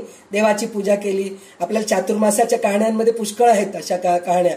एका गावात एक गरीब ब्राह्मण होता, किंवा एका गावात एक राजा होता, त्याला 2 राण्या होते, एक आवडती एक नावडती, अशा आपण कहाण्या भरपूर ऐकतो. त्याच्याच प्रमाणे इथं सुद्धा आपल्याला रामदास स्वामी एक छोटीशी कहाणी कसं सांगितलेली आहेत.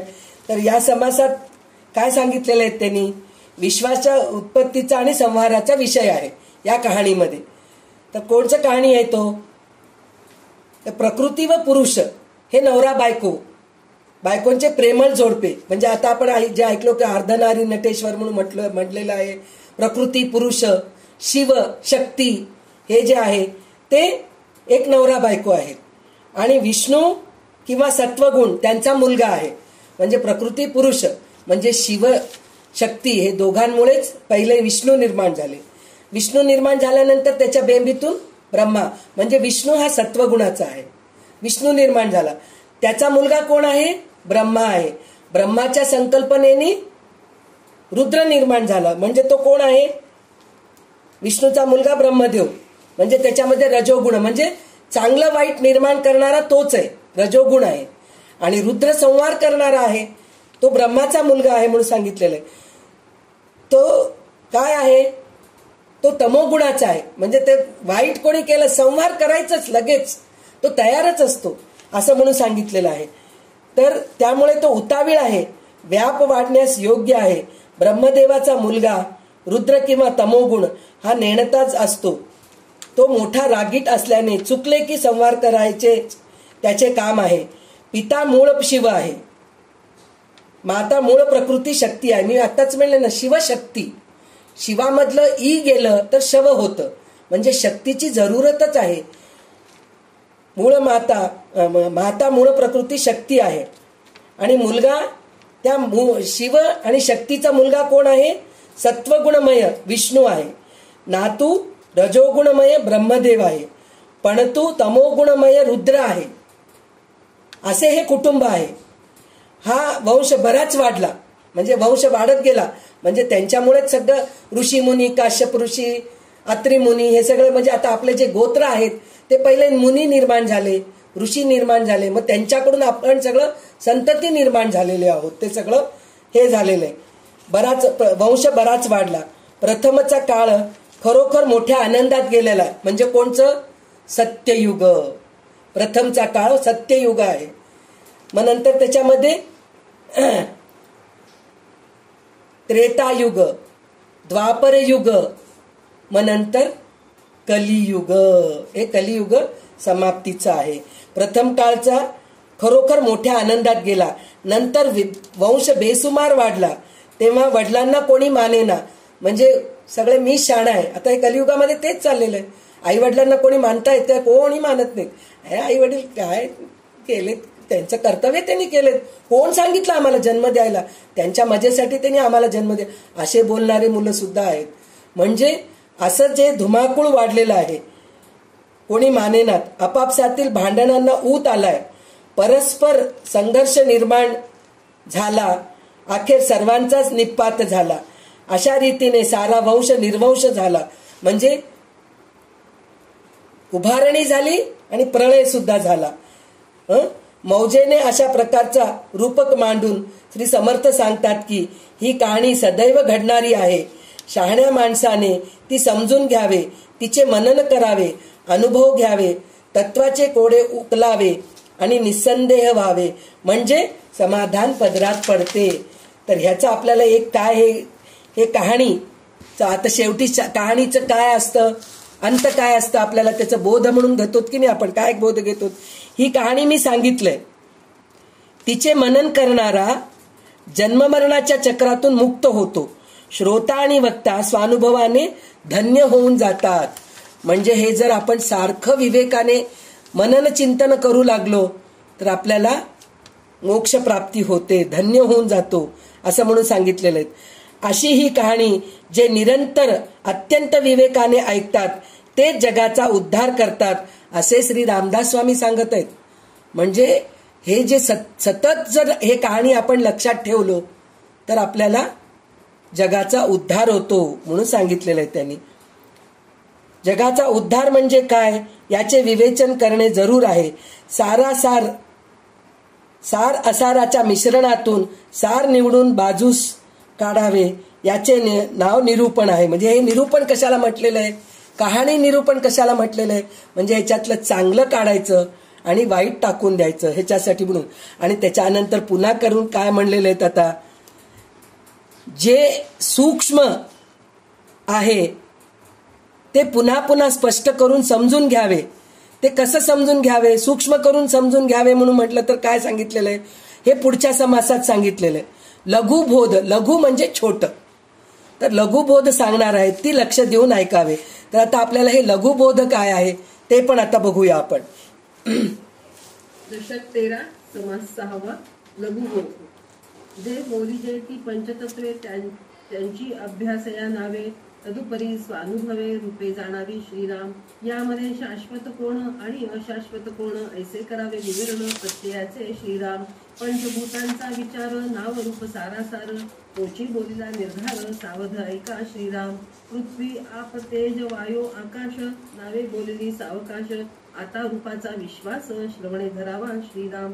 पृथ्वी म्हणजे ते धरणी, आप म्हणजे ते पाणी, तेज म्हणजे अग्नितरणी, स तेजाधिक श्रीराम. वायो म्हणजे तो वारा, आकाश म्हणजे पैस सारा, आता शाश्वत ते विचारा आपले मनी श्रीराम. एक शीत चाचपावे म्हणजे वर्म पडे ठावे, तैसे थोडे अनुभवे बहुत जाणावे श्रीराम. पृथ्वी रचते आणि खचते हे तो प्रत्ययासी येते, नाना रचना होत जाते सृष्टीमध्ये श्रीराम. म्हणून रचते ते खचते, आप तेही आटोनी जाते, तेजही प्रगटोनी विजते, वारेही राहे श्रीराम.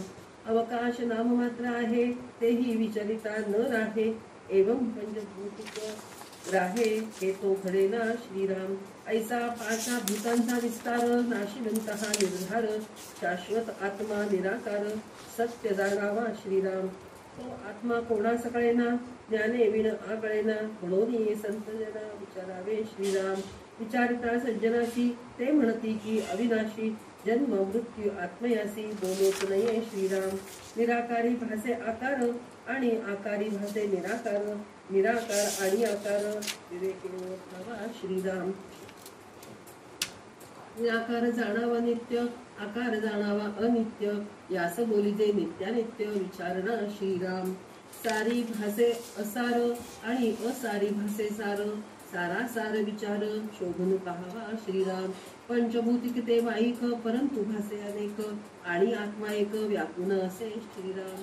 चहुभूतांमध्ये गगन तैसे गगनी असे सघन नेहटून पाहता अभिन्न गगन आणि वस्तू श्रीराम उपाधी योगेची आकाश उपाधी नसता निराभास निराभास ते अविनाश तैसे गगन श्रीराम आता असो हे विवंचना परंतु जे पाहता नासेना ते गे त्याची अनुमाना विवेके जाणावे श्रीराम परमात्मा तो निराकार जाणीजे हा विचार सार आणि आपण कोण विचार पाहिला पाहिजे श्रीराम देहास अंत येता वायो जातो तत्वता हे रतिके म्हणाल तरी आता श्वासोश्वास धरावा श्रीराम श्वास कोंडता देह पडे देह पडता म्हणती मळे मळ्यास कर्तृत्व न घडे अदाकाळी श्रीराम देहा वेगळा वायो न करी वायो वेगळा देह न करी विचार पाहता काहीच न करी एका वेगळे एक श्रीराम उगेची पाहता मनुष्य दिसे विचार घेता काहीच नसे अभेद भक्तीचे लक्षण ऐसे ओळखावे श्रीराम करता आपण ऐसे म्हणावे तरी आपली इच्छे सारिखे व्हावे इच्छे सारिखे न होता मानावे अवघेच वाव श्रीराम म्हणून करता नव्हे की आपण तेथे भोगता कैसा कोण हे विचाराचे लक्षण अविचारे न घडे श्रीराम अविचार आणि विचार जैसा प्रकाश अंधकार विकार आणि निर्विकार एक नव्हे की श्रीराम जेथे नाही विवंचना तेथे काहीच चालेना खरे त्याची अनुमाना कदा नये श्रीराम प्रत्ययास बोली जो न्याये अप्रत्यये तो अन्याये जात्यांध्यास परीक्षा काये नाना रत्नांची श्रीराम म्हणून ज्ञाता धन्य धन्य जो निर्गुणेसी अनन्य आत्मनिवेदने मान्य परमपुरुष श्रीराम इति श्री दासबोधे संवादे लघुबोध नाम समास 6वा संपन्न श्रीराम। आता लघुबोध म्हणजे थोडक्यात छोट्या ह्याच्यामध्ये सांगितले लघु म्हणजे छोटं कमी असं आहे तर त्याच्यासाठी लघुबोध म्हणून काय सांगितलं आता आतापर्यंत कसं सांगितलंय विस्ताराप्रमाणे सांगितलंय म्हणून सांगितलंय विस्तार करून सांगितलंय पंचमहाभूते म्हणजे काय पिंड म्हणजे काय ब्रह्मांड म्हणजे काय हे सगळं आपल्याला सांगितलंय शेवटी आपल्याला कथा निरूपण सांगितलंय म्हणजे कहाणी रूपाने पण सांगितलेलं आहे एक राजा होता एक राणी होती अशा प्रकारे आपल्याला जसं कहाणी सांगतात त्याचप्रमाणे इथं कहाणी रूपाने पण सांगितलेलं आहे आता याच्यामध्ये पुन्हा लघुबोध काय सांगितलेलं आहे म्हणून म्हणलं तर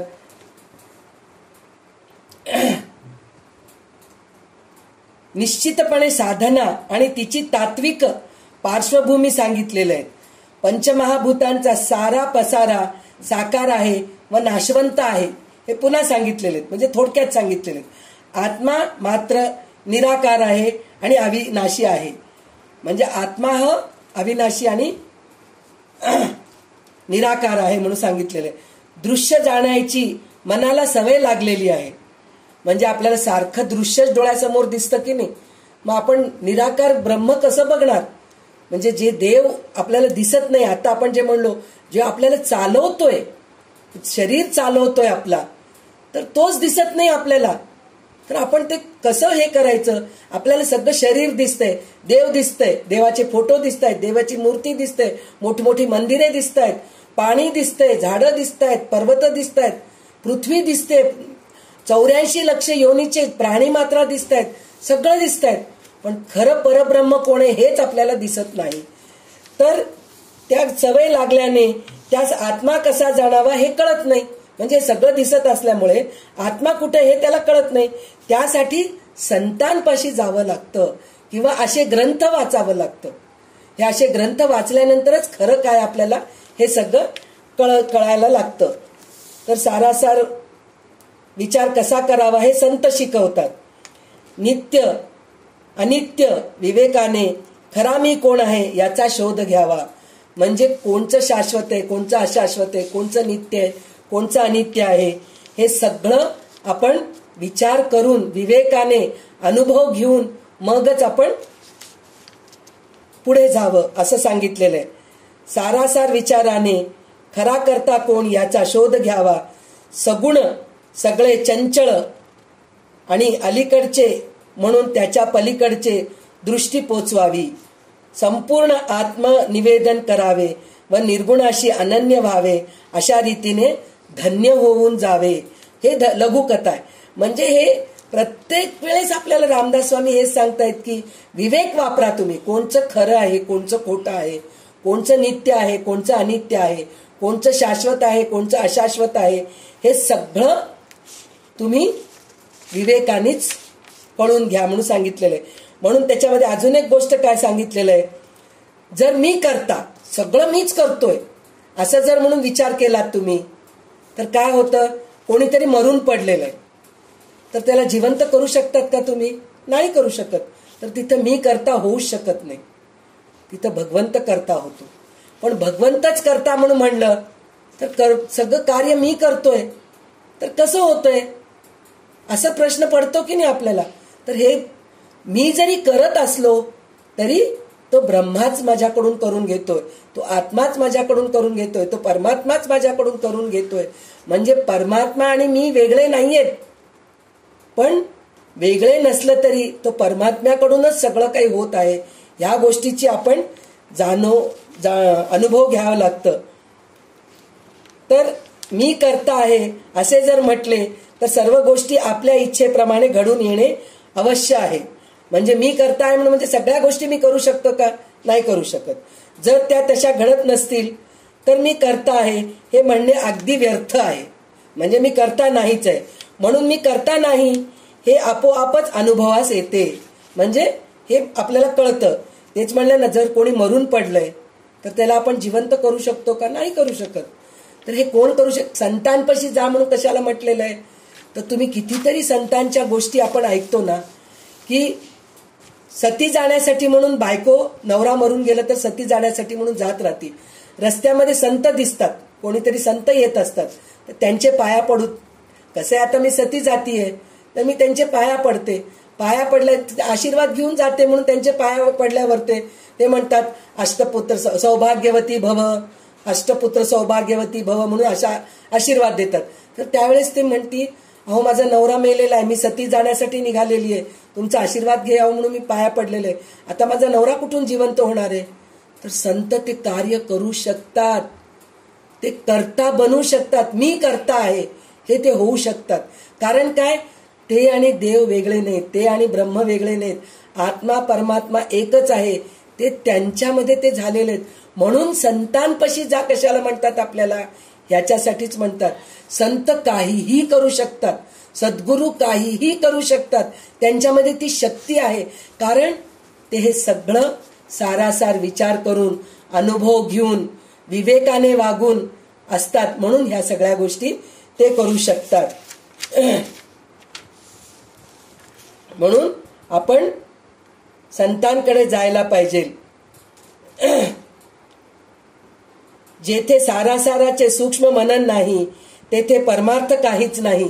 म्हणजे या गोष्टीचा आपण जर मनन चिंतन नाही केलो त्या गोष्टीला काही अर्थच नाही असं म्हणून सांगितलेले.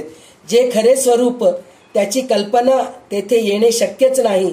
सूक्ष्म वस्तूच्या अनुभवाला न्याय असे जर म्हटले तर त्या वस्तूचा अनुभव नसणे हा अन्याय आहे. तर त्याचं उदाहरण काय दिले त्यांनी, जो जन्मांध आहे त्याच्या समोर जाऊन तुम्ही हिरे रत्न माणिक सोनं ठेवलं तर त्याला काही कळणार आहे का बिचारायला? काही कळत नाही. तसं आपण जन्मांधच आहेत. म्हणजे आपल्याला शाश्वत काय अशाश्वत काय हे अजूनही आपल्याला कळालं नाही. आपण आंधळेच आहोत. म्हणजे रामदास स्वामी आपल्याला आंधळेच म्हणलेले. काही ठिकाणी पशु म्हणलेले आहेत, काही ठिकाणी गाढव म्हणलेले आहेत, आपल्याला काही ठिकाणी कुत्र म्हणलेले आहेत. म्हणजे आपण ह्या परिस्थितीत आहोत. म्हणजे आपल्याला विवेकच नाहीये. म्हणून त्याच्यासाठी आपल्याला जन्मांध म्हणून म्हटलेले आहेत त्यांनी. तर आता ह्याच्यानंतर प्रत्यय विवरण म्हणून सांगितलेलं आहे. प्रत्यय म्हणलं तर प्रत्यय येणे, अनुभव येणे. म्हणजे जो अनुभव घेत नाही तो मूर्ख आहे, तो जन्मांध आहे. म्हणजे हे सगळं घेऊन आपण अनुभव घ्यायला पाहिजे. आता आपल्याला हे ग्रंथामध्ये सांगितलेलं आहे, हो रामदास स्वामी आपल्याला सांगितलेलं आहे, हे शाश्वत आहे, अशाश्वत आहे, हे अनित्य आहे, नित्य आहे, हे सगळं आपल्याला सांगितलेलं आहे. पण हे आपण अनुभव करायला पाहिजे. तर हे अनुभव काय करायचंय हे आपल्याला प्रत्यय निरूपण मध्ये आपल्याला कळणार आहे. तर हे प्रत्यय निरूपण काय आहे हे बघूया आपण. तर वाचा आता तुम्ही. दशक 13 समास 7. प्रत्यय विवरण. निर्मळ निश्चल निराभास तयात दृष्टांत आकाश. आकाश म्हणजे अवकाश. पसरला पैस श्रीराम आधी पैस मग पदार्थ, प्रत्यय पाहता यथार्थ, प्रत्यय वेळ पाहता व्यर्थ, सकळ काही श्रीराम. ब्रह्म म्हणजे ते निश्चल, आत्मा म्हणजे तो चंचल, तयास दृष्टांत केवळ वायू जाणावा श्रीराम. घटाकाश दृष्टांत ब्रह्माचा, घटबिंब दृष्टांत आत्म्याचा, विवरता देह दोहींचा, विवरता अर्थ दोहींचा, भिन्न आहे श्रीराम. भूत म्हणजे जितके झाले झाले तितके निमाले, चंचल आले आणि गेले ऐसे जाणावे श्रीराम. अविद्या जड आत्मा चंचल, जड कर्पूर आत्मान, दोन्ही जळोनी तात्काळ विझून जाती श्रीराम. ब्रह्म आकाश निश्चळ जाती, आत्मा वायो चंचल जाती, परीक्षावंत परीक्षिती, खरे की खोटे श्रीराम. जड अनेक आत्मा एक, ऐसा आत्मान आत्मा विवेक, जगावर कविता जगन्नायक, तयांस म्हणावे श्रीराम.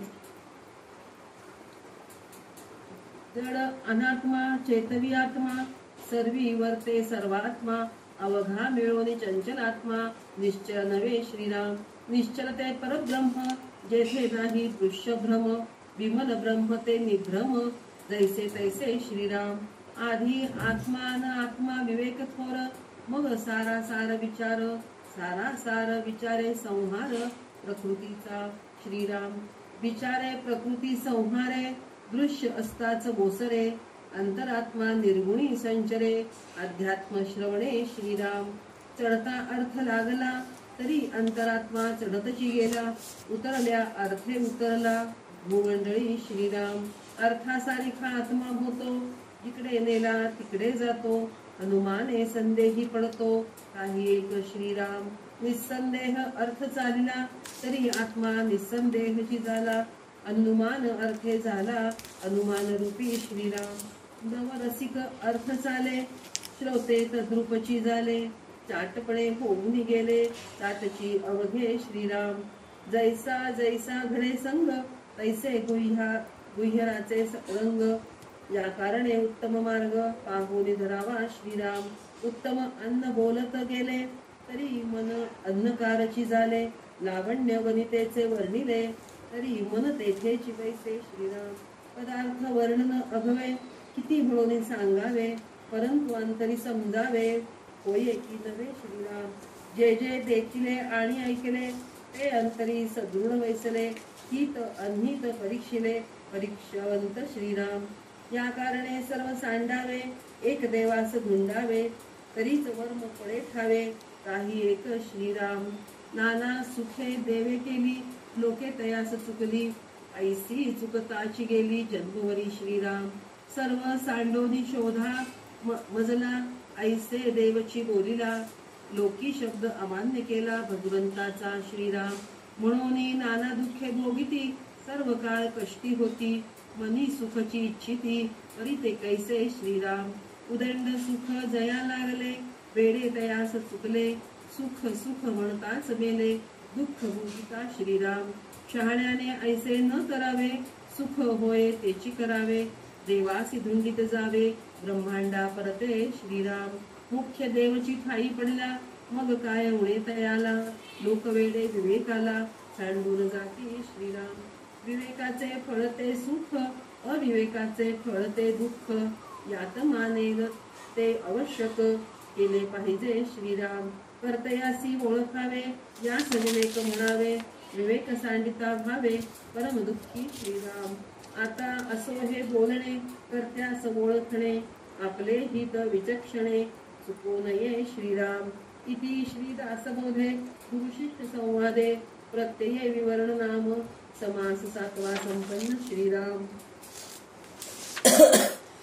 तर आता ह्याच्यामध्ये प्रत्यय म्हणजे अनुभव हे आपल्याला घ्यायला पाहिजे हे सांगितलेलं आहे. तर ह्या अनुभवाचं कसं घ्यायला पाहिजे विवेकाने, म्हणजे आपल्याला प्रत्येक वेळेस रामदास स्वामी विवेकाने वागा विवेकाने वागा म्हणतात. कशाला विवेकाने वागायचं, खरं काय खोटं काय हे आपल्याला कळून घ्यायला पाहिजे. आपल्याला काही वेळेस काय होतं, कोणीतरी येऊन सांगतात अहो ती तशी केली, हो तसं झालंय, पण आपण काय म्हणतो नाही हो ते ऐकून खरं समजू नका बरं का, प्रत्यक्ष बघा, प्रत्यक्ष ते होतंय का, त्याच्यानंतर तुम्ही विचार करून निर्णय घ्या तुम्ही. असं आपल्याला सांगतात ना. तर ते अनुभव प्रत्यय निरूपण आहे, प्रत्यय विवरण आहे. म्हणजे आपण हे प्रत्यय घ्यायला पाहिजे, अनुभव घ्यायला पाहिजे, हे आपल्याला सांगितलेलं आहे. तर आता ह्याच्यामध्ये पुन्हा तेच सांगितलेलं आहे, जड तितके चंचल असते व सूक्ष्म तितके निश्चळ असते, असा साक्षात अनुभव घ्यायला पाहिजे. हे प्रत्येक वेळेस आपल्याला सांगितलेलं आहे त्यांनी. आणि ह्याच्यामध्ये त्यांनी अजून एक गोष्ट काय सांगितलेत, नवरस म्हणून सांगितलेले आहेत. कोणत्या श्लोकामध्ये, कोणत्या ह्याच्यामध्ये काय सांगितलेले आहेत म्हणून म्हणलं तर 16व्या ह्याच्यामध्ये सांगितलेले आहेत. 9 रस सांगितले. 9 रसाचे वर्णन चालू, त्याच्यामध्ये तो काय होऊन जातो, नवरसामध्ये तो तद्रूप होऊन जातो. आणि चावटपणा चालू असल्याने तद्रूपपणे, म्हणजे हे 9 रस काय आहेत पहिले ते कळून घ्यायला पाहिजे आपण. शृंगार, वीर, करुण, हास्य, रौद्र, भयानक, विभत्स, अद्भुत, शांत, हे 9 रस आपल्या ह्याच्यामध्ये आहेत. ह्या 9 रसामध्येच आपण अडकलेले आहेत. ह्या 9 रसाच्या बाहेर जायला पाहिजे आपण. म्हणजे काय, कशासाठी बाहेर जायला पाहिजे म्हणून म्हटलेलं आहे. शृंगार म्हणजे ह्याच्यामध्ये काय सांगितलेलं आहे, स्त्री पुरुष यांचं एकमेकाजवळ येणं, हे शृंगार आहे. सगळ्यात पहिले तेच आहे. म्हणजे आपण त्याच गोष्टीमध्ये अडकतो. स्त्री पुरुष म्हणजे नवरा बायकोच नाही, मुलं बाळ, आई वडील, भाऊ बहिणी, हे सगळं तेच आहे. म्हणजे आपण त्यांच्या प्रेमामध्ये अडकतो, शृंगारामध्ये अडकतो आपण. तर त्याच्यातून आपण बाहेर पडायला पाहिजे. त्याच्यानंतर वीर. वीर म्हणजे काय, शक्तिवान. मी शक्तिवान आहे, माझ्या एवढं शक्तिवान कोणी नाही. खरं तर तुझ्यापेक्षा शक्तिवान भगवंत आहे, या गोष्टीचं तू जाणून हे करायला पाहिजे. आणि करुण, माझ्या एवढं मी दया करणारा कोणी नाही, मी सगळ्यांना क्षमा करते हो, माझ्यामध्ये तेच गुण आहेत पा. अरे तुझ्यापेक्षा क्षमा करणारा तो भगवंत आहे. तू इतक्या चुक्या केलेली आहेस तरी सुद्धा तुला पुन्हा मनुष्य जन्मामध्ये तुला घातलेला आहे. याचा अर्थ काय, म्हणजे तुला तो करुण रसानीच तो हे केलेला आहे. हास्य रस म्हणजे मी आनंदात आहे, हे तर राहायलाच पाहिजे. हे तर सगळ्यात जास्त भगवंत आनंदात आहे. कशासाठी आहे, तो तटस्थतेने बघतोय. कोणाचं समोर वाईट होऊ दे, चांगलं होऊ दे, माझं काम मी केलं, तसं आपण सुद्धा तेच प्रमाणे राहायला पाहिजे. नंतर भयानक, भीती, हे आहे. विभत्स म्हणलं तर म्हणजे काय म्हणतात ते, जोकर सारखं, तसं नाही. अद्भुत म्हणजे हे जग अद्भुत आहे, हे कळून घ्यायला पाहिजे आपण. आणि शेवटी शांत म्हणून सांगितलेलं आहे. तर ह्या सगळ्यातून आपण बाहेर पडायला पाहिजे. पण ह्याच कुठल्या तरी एका रसामध्ये पण अडकून पडतो आपण, त्याच्यामुळे सुद्धा आपलं पुढे जाता येत नाही. म्हणजे या 9 रसामधून आपण जर बाहेर आलो तरच आपण अनुभव घेऊ शकतो. नाहीतर एकामध्येच अडकून पडतो आपण. जसं माइलस्टोन म्हणतो की नाही आपण, आपल्याला जायचंय दिल्लीला. दिल्लीला जाण्यासाठी म्हणून आपल्याला आता 80 किलोमीटरवर ते हे गाव आलंय, 70 किलोमीटरवर ते गाव आलंय, 60 किलोमीटर हे गाव आलंय. आपण तिथंच थांबतो का, नाही थांबत. असं एक एक माइलस्टोन पुढे पुढे पुढे करत करत दिल्लीला पोचतो. त्याचप्रमाणे हे सगळं खोटं आहे. म्हणजे हे सगळ्या गोष्टी मागे सरत सरत सरत सरत आपल्याला कुठं जायचंय, परब्रह्माकडे जायचंय, अनुभव घ्यायचे. तर हे प्रत्यय निरूपण म्हणून आपल्याला सांगितलेलं आहे. त्याच्यामध्ये अजून एक उदाहरण त्यांनी काय सांगितलेलं आहे, सरड्याचं गुण. सरडा कसा असतो, कोणत्या पानावर जातो, कोणत्या झाडावर जातो, कुठल्या जमिनीवर जातो, त्याचा रंग तो घेतो. तसं तर त्या रंगाशी त्याची संगती होते, तो रंग त्याच्यावर चढतो. माणसाच्या अंतरात्म्याचे असेच आहे. म्हणून माणसाने उत्तम मार्ग शोधायला पाहिजे. म्हणजे आपण सुद्धा तसेच आहोत बरं का. म्हणतो ना उत्तम संगती, हो सत्संगत, सत्संगत पाहिजे आपल्याला, चांगली संगती पाहिजे, तरच आपल्याला सगळं काही चांगलं होतं हे म्हणतात की नाही. त्याच्यासाठी म्हणून सत्संग पाहिजे. सरड्यासारखं आपण सुद्धा बदलत राहतो. चांगल्या लोकांच्या संगतीत राहिलो तर संगत चांगली होते. साधं गोष्ट आहे हो, आपण कोणाचं तरी एक आजूबाजूला जर विचित्र बोलणारे लोक त्यांच्या सहवासात राहिलो तर आपलंही बोलणं विचित्रच होऊन जातं. शिवीगाळी द्यायला सुरू करतो आपण. आपण तितके निर्मळ नाही आहेत, सरड्यासारखे आहेत आपण, आपलं रंग लगेच बदलतं, असं होऊन जातं. त्याच्यापेक्षा अजून एक हे काय आहे, आपण लहान मुलांशी बोलताना आपण स्वतः बोबडं बोलतो की नाही, ओले ओले चुलू चुलू मुटू मुटू करून असं करून बोलतो. जेवली का तू, आपण सरळ म्हणतो का जेवली का ग तू, असं म्हणून विचारत नाहीत ना मुलांना. मम्मा केली का तू, असं म्हणून बोलतो की नाही. म्हणजे असंच आपण जिथं गेलो तसं हे होऊन जातो. म्हणून आपण काय करायचं, चांगल्या लोकांच्या सहवासात राहायचं, हे आपल्याला रामदास स्वामी सांगतायत. आणि अजून एक गोष्ट काय सांगतायत त्यांनी, उत्तम अन्न खायला पाहिजे. म्हणजे आता पण भीष्म पितामह, द्रोणाचार्य हे सगळे कशासाठी हो? द्रौपदीचं वस्त्रापहरण होताना सुद्धा शांत बसलेत. त्याचं कारण काय? दुर्योधनाचं मीठ खाल्लेत त्यांनी, म्हणून त्यांना तिथं काहीच करता आलं नाही. म्हणजे उत्तम जेवण जेवायला पाहिजे. म्हणतो ना, त्यांच्या घरी जेवून आलो हो, खूप छान वाटलं बरं का. पण काही लोकांच्या घरी जेवून आलं की कसं अस्वस्थ असतं मन. कशाला जेवलोत की बाबा, कशाला गेलो, घरीच नाही. काही लग्न कार्यामध्ये गेल्यानंतर म्हणजे तिथं काय अन्नाचा प्रभाव असतो. म्हणूनच म्हणतात ना, पण आजकाल काय झाले, प्रत्येकाच्या घरी स्वयंपाकीण आहे. काम काय पोळी भाजी करण्यासाठी बाई येते, पण ती बाई कशासाठी काम करती आहे? पैशासाठी काम करते. तर ती पैशासाठी काम करते, ती केलेलं जेवण आपण जेवतो, तर आपल्यामध्ये पण तीच वृत्ती निर्माण होते. पण आई बनवलेलं अन्न, बायको बनवलेलं अन्न जे करून प्रेमाने खाऊ घालते, त्यावेळेस तशी वृत्ती निर्माण होत नाही. पण हे जे बाई, पोळीवाली बाई येऊन स्वयंपाक करून जाते की नाही, तिची वृत्ती जशी आहे तशी आपली वृत्ती निर्माण होते. त्याच्यामुळेच आपलं सगळं जे संस्कार आहेत, जे आपले पूर्वजांनी जे घातलेले आहेत, ते सगळं निघून चाललंय. त्याचं कारण हेच आहे, आपण उत्तम अन्न जेवत नाहीत. हॉटेलमध्ये जाऊन जेवतोय, बाहेरचं अन्न मागून खातोय, कामवाली बाईच्या हातून जेवण जेवतोय. त्याचं ते रिझनच ते आहेत. जर ती कामवाली बाई चांगल्या वृत्तीची असेल तर आपल्यामध्ये पण तीच वृत्ती निर्माण होते. नाहीतर ती जशी पैसे कमवण्यासाठी म्हणून धडपड करते की नाही, तीच वृत्ती आपल्यामध्ये येते हो.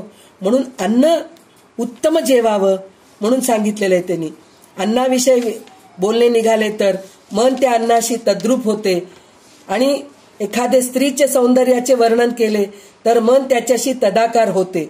म्हणजे स्त्रीचं वर्णन करू लागलो की आपलं लक्ष सगळं तिकडे जातं. तिचं शरीर, तिचं हे फिगर कसं आहे, त्या गोष्टीकडे आपलं, म्हणजे आपण जे बोलत असतो की नाही तेच आपल्या नजरेसमोर दिसत असतं.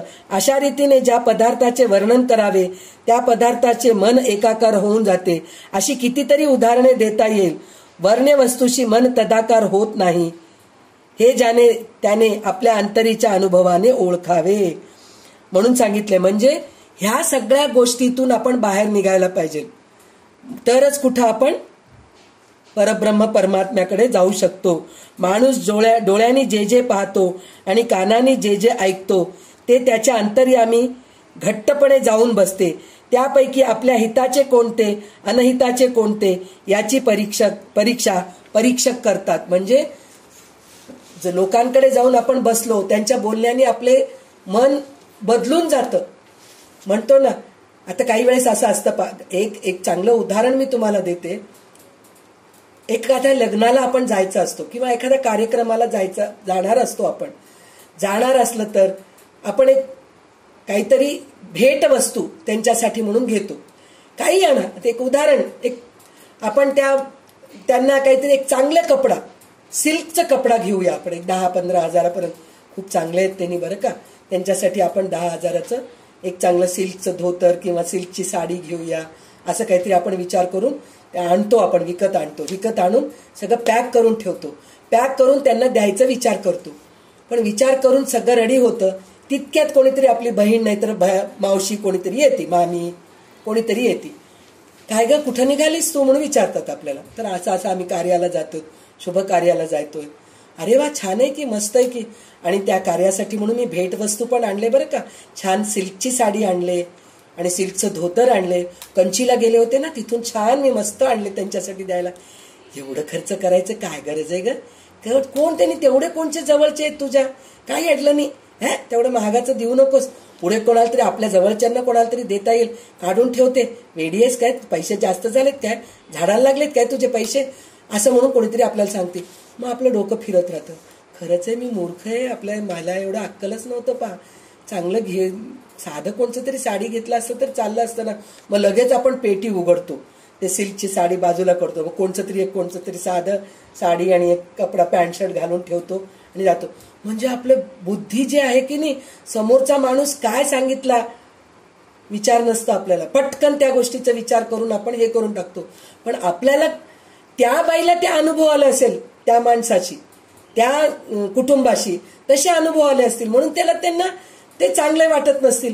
पण आपल्याला त्यांच्याबरोबर चांगले अनुभव आलेले असतात, मग त्यांना आपण पहिल्यापासून हे सगळं विचार करून ठेवलं, पण ती सांगितली म्हणून आपण हे करतोय, हे चुकीचं आहे की नाही?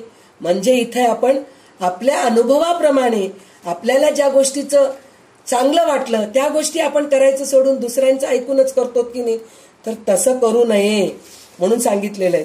तर हे परीक्षा करावं म्हणून सांगितलेलं आहे आपल्याला. ते नंतर त्यांनी काय सांगितलेलं आहे? देवाने अनेक प्रकारची उत्तम सुखे निर्माण केली आहे, पण अज्ञानामुळे लोकांना ती प्राप्त होत नाही. मार्ग चुकल्यामुळे जन्मभर ती सुखे त्यांना मिळत नाही. इतर सारे सोडून माझा शोध करा, म्हणजे भगवंताचा शोध करा, किंवा मी कोण आहे, मी कशासाठी जन्माला आलो, हे आपण विचार करायला पाहिजे. याचा परिणाम असा होतो की लोकांना नाना प्रकारची दुःखे भोगावे लागतात. त्यांना सर्व काळ कष्टात काढावा लागतो. मनात सुख प्राप्त व्हावी अशी इच्छा होते, परंतु त्या सुखास काय होतो? तो आंचवतो, म्हणजे दूर जातो. त्याला माहित नाही, सारासार विवेक केला नाहीये, सत्संगामध्ये गेला नाहीये, उत्तम लोकांच्या सहवासात नाहीये, त्याच्यामुळे त्याला या गोष्टी कळत नाही. वास्तविक माणसापाशी केवढा मोठा सुखाचा साठा आहे, पण वेडा आपल्या अज्ञानाने आचवतो.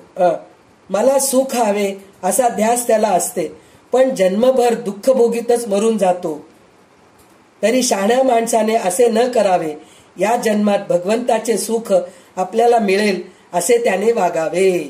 म्हणलं तर काय करावं? छान सत्कर्म करावं, चांगल्या देवांचे ग्रंथ वाचायला पाहिजे, चांगल्या लोकांच्या सहवासात राहायला पाहिजे, विवेक वापरायला पाहिजे, तरच तेव्हा हे होतं. देवाचा शोध करण्यामध्ये ब्रह्मांड पालथे घालावे.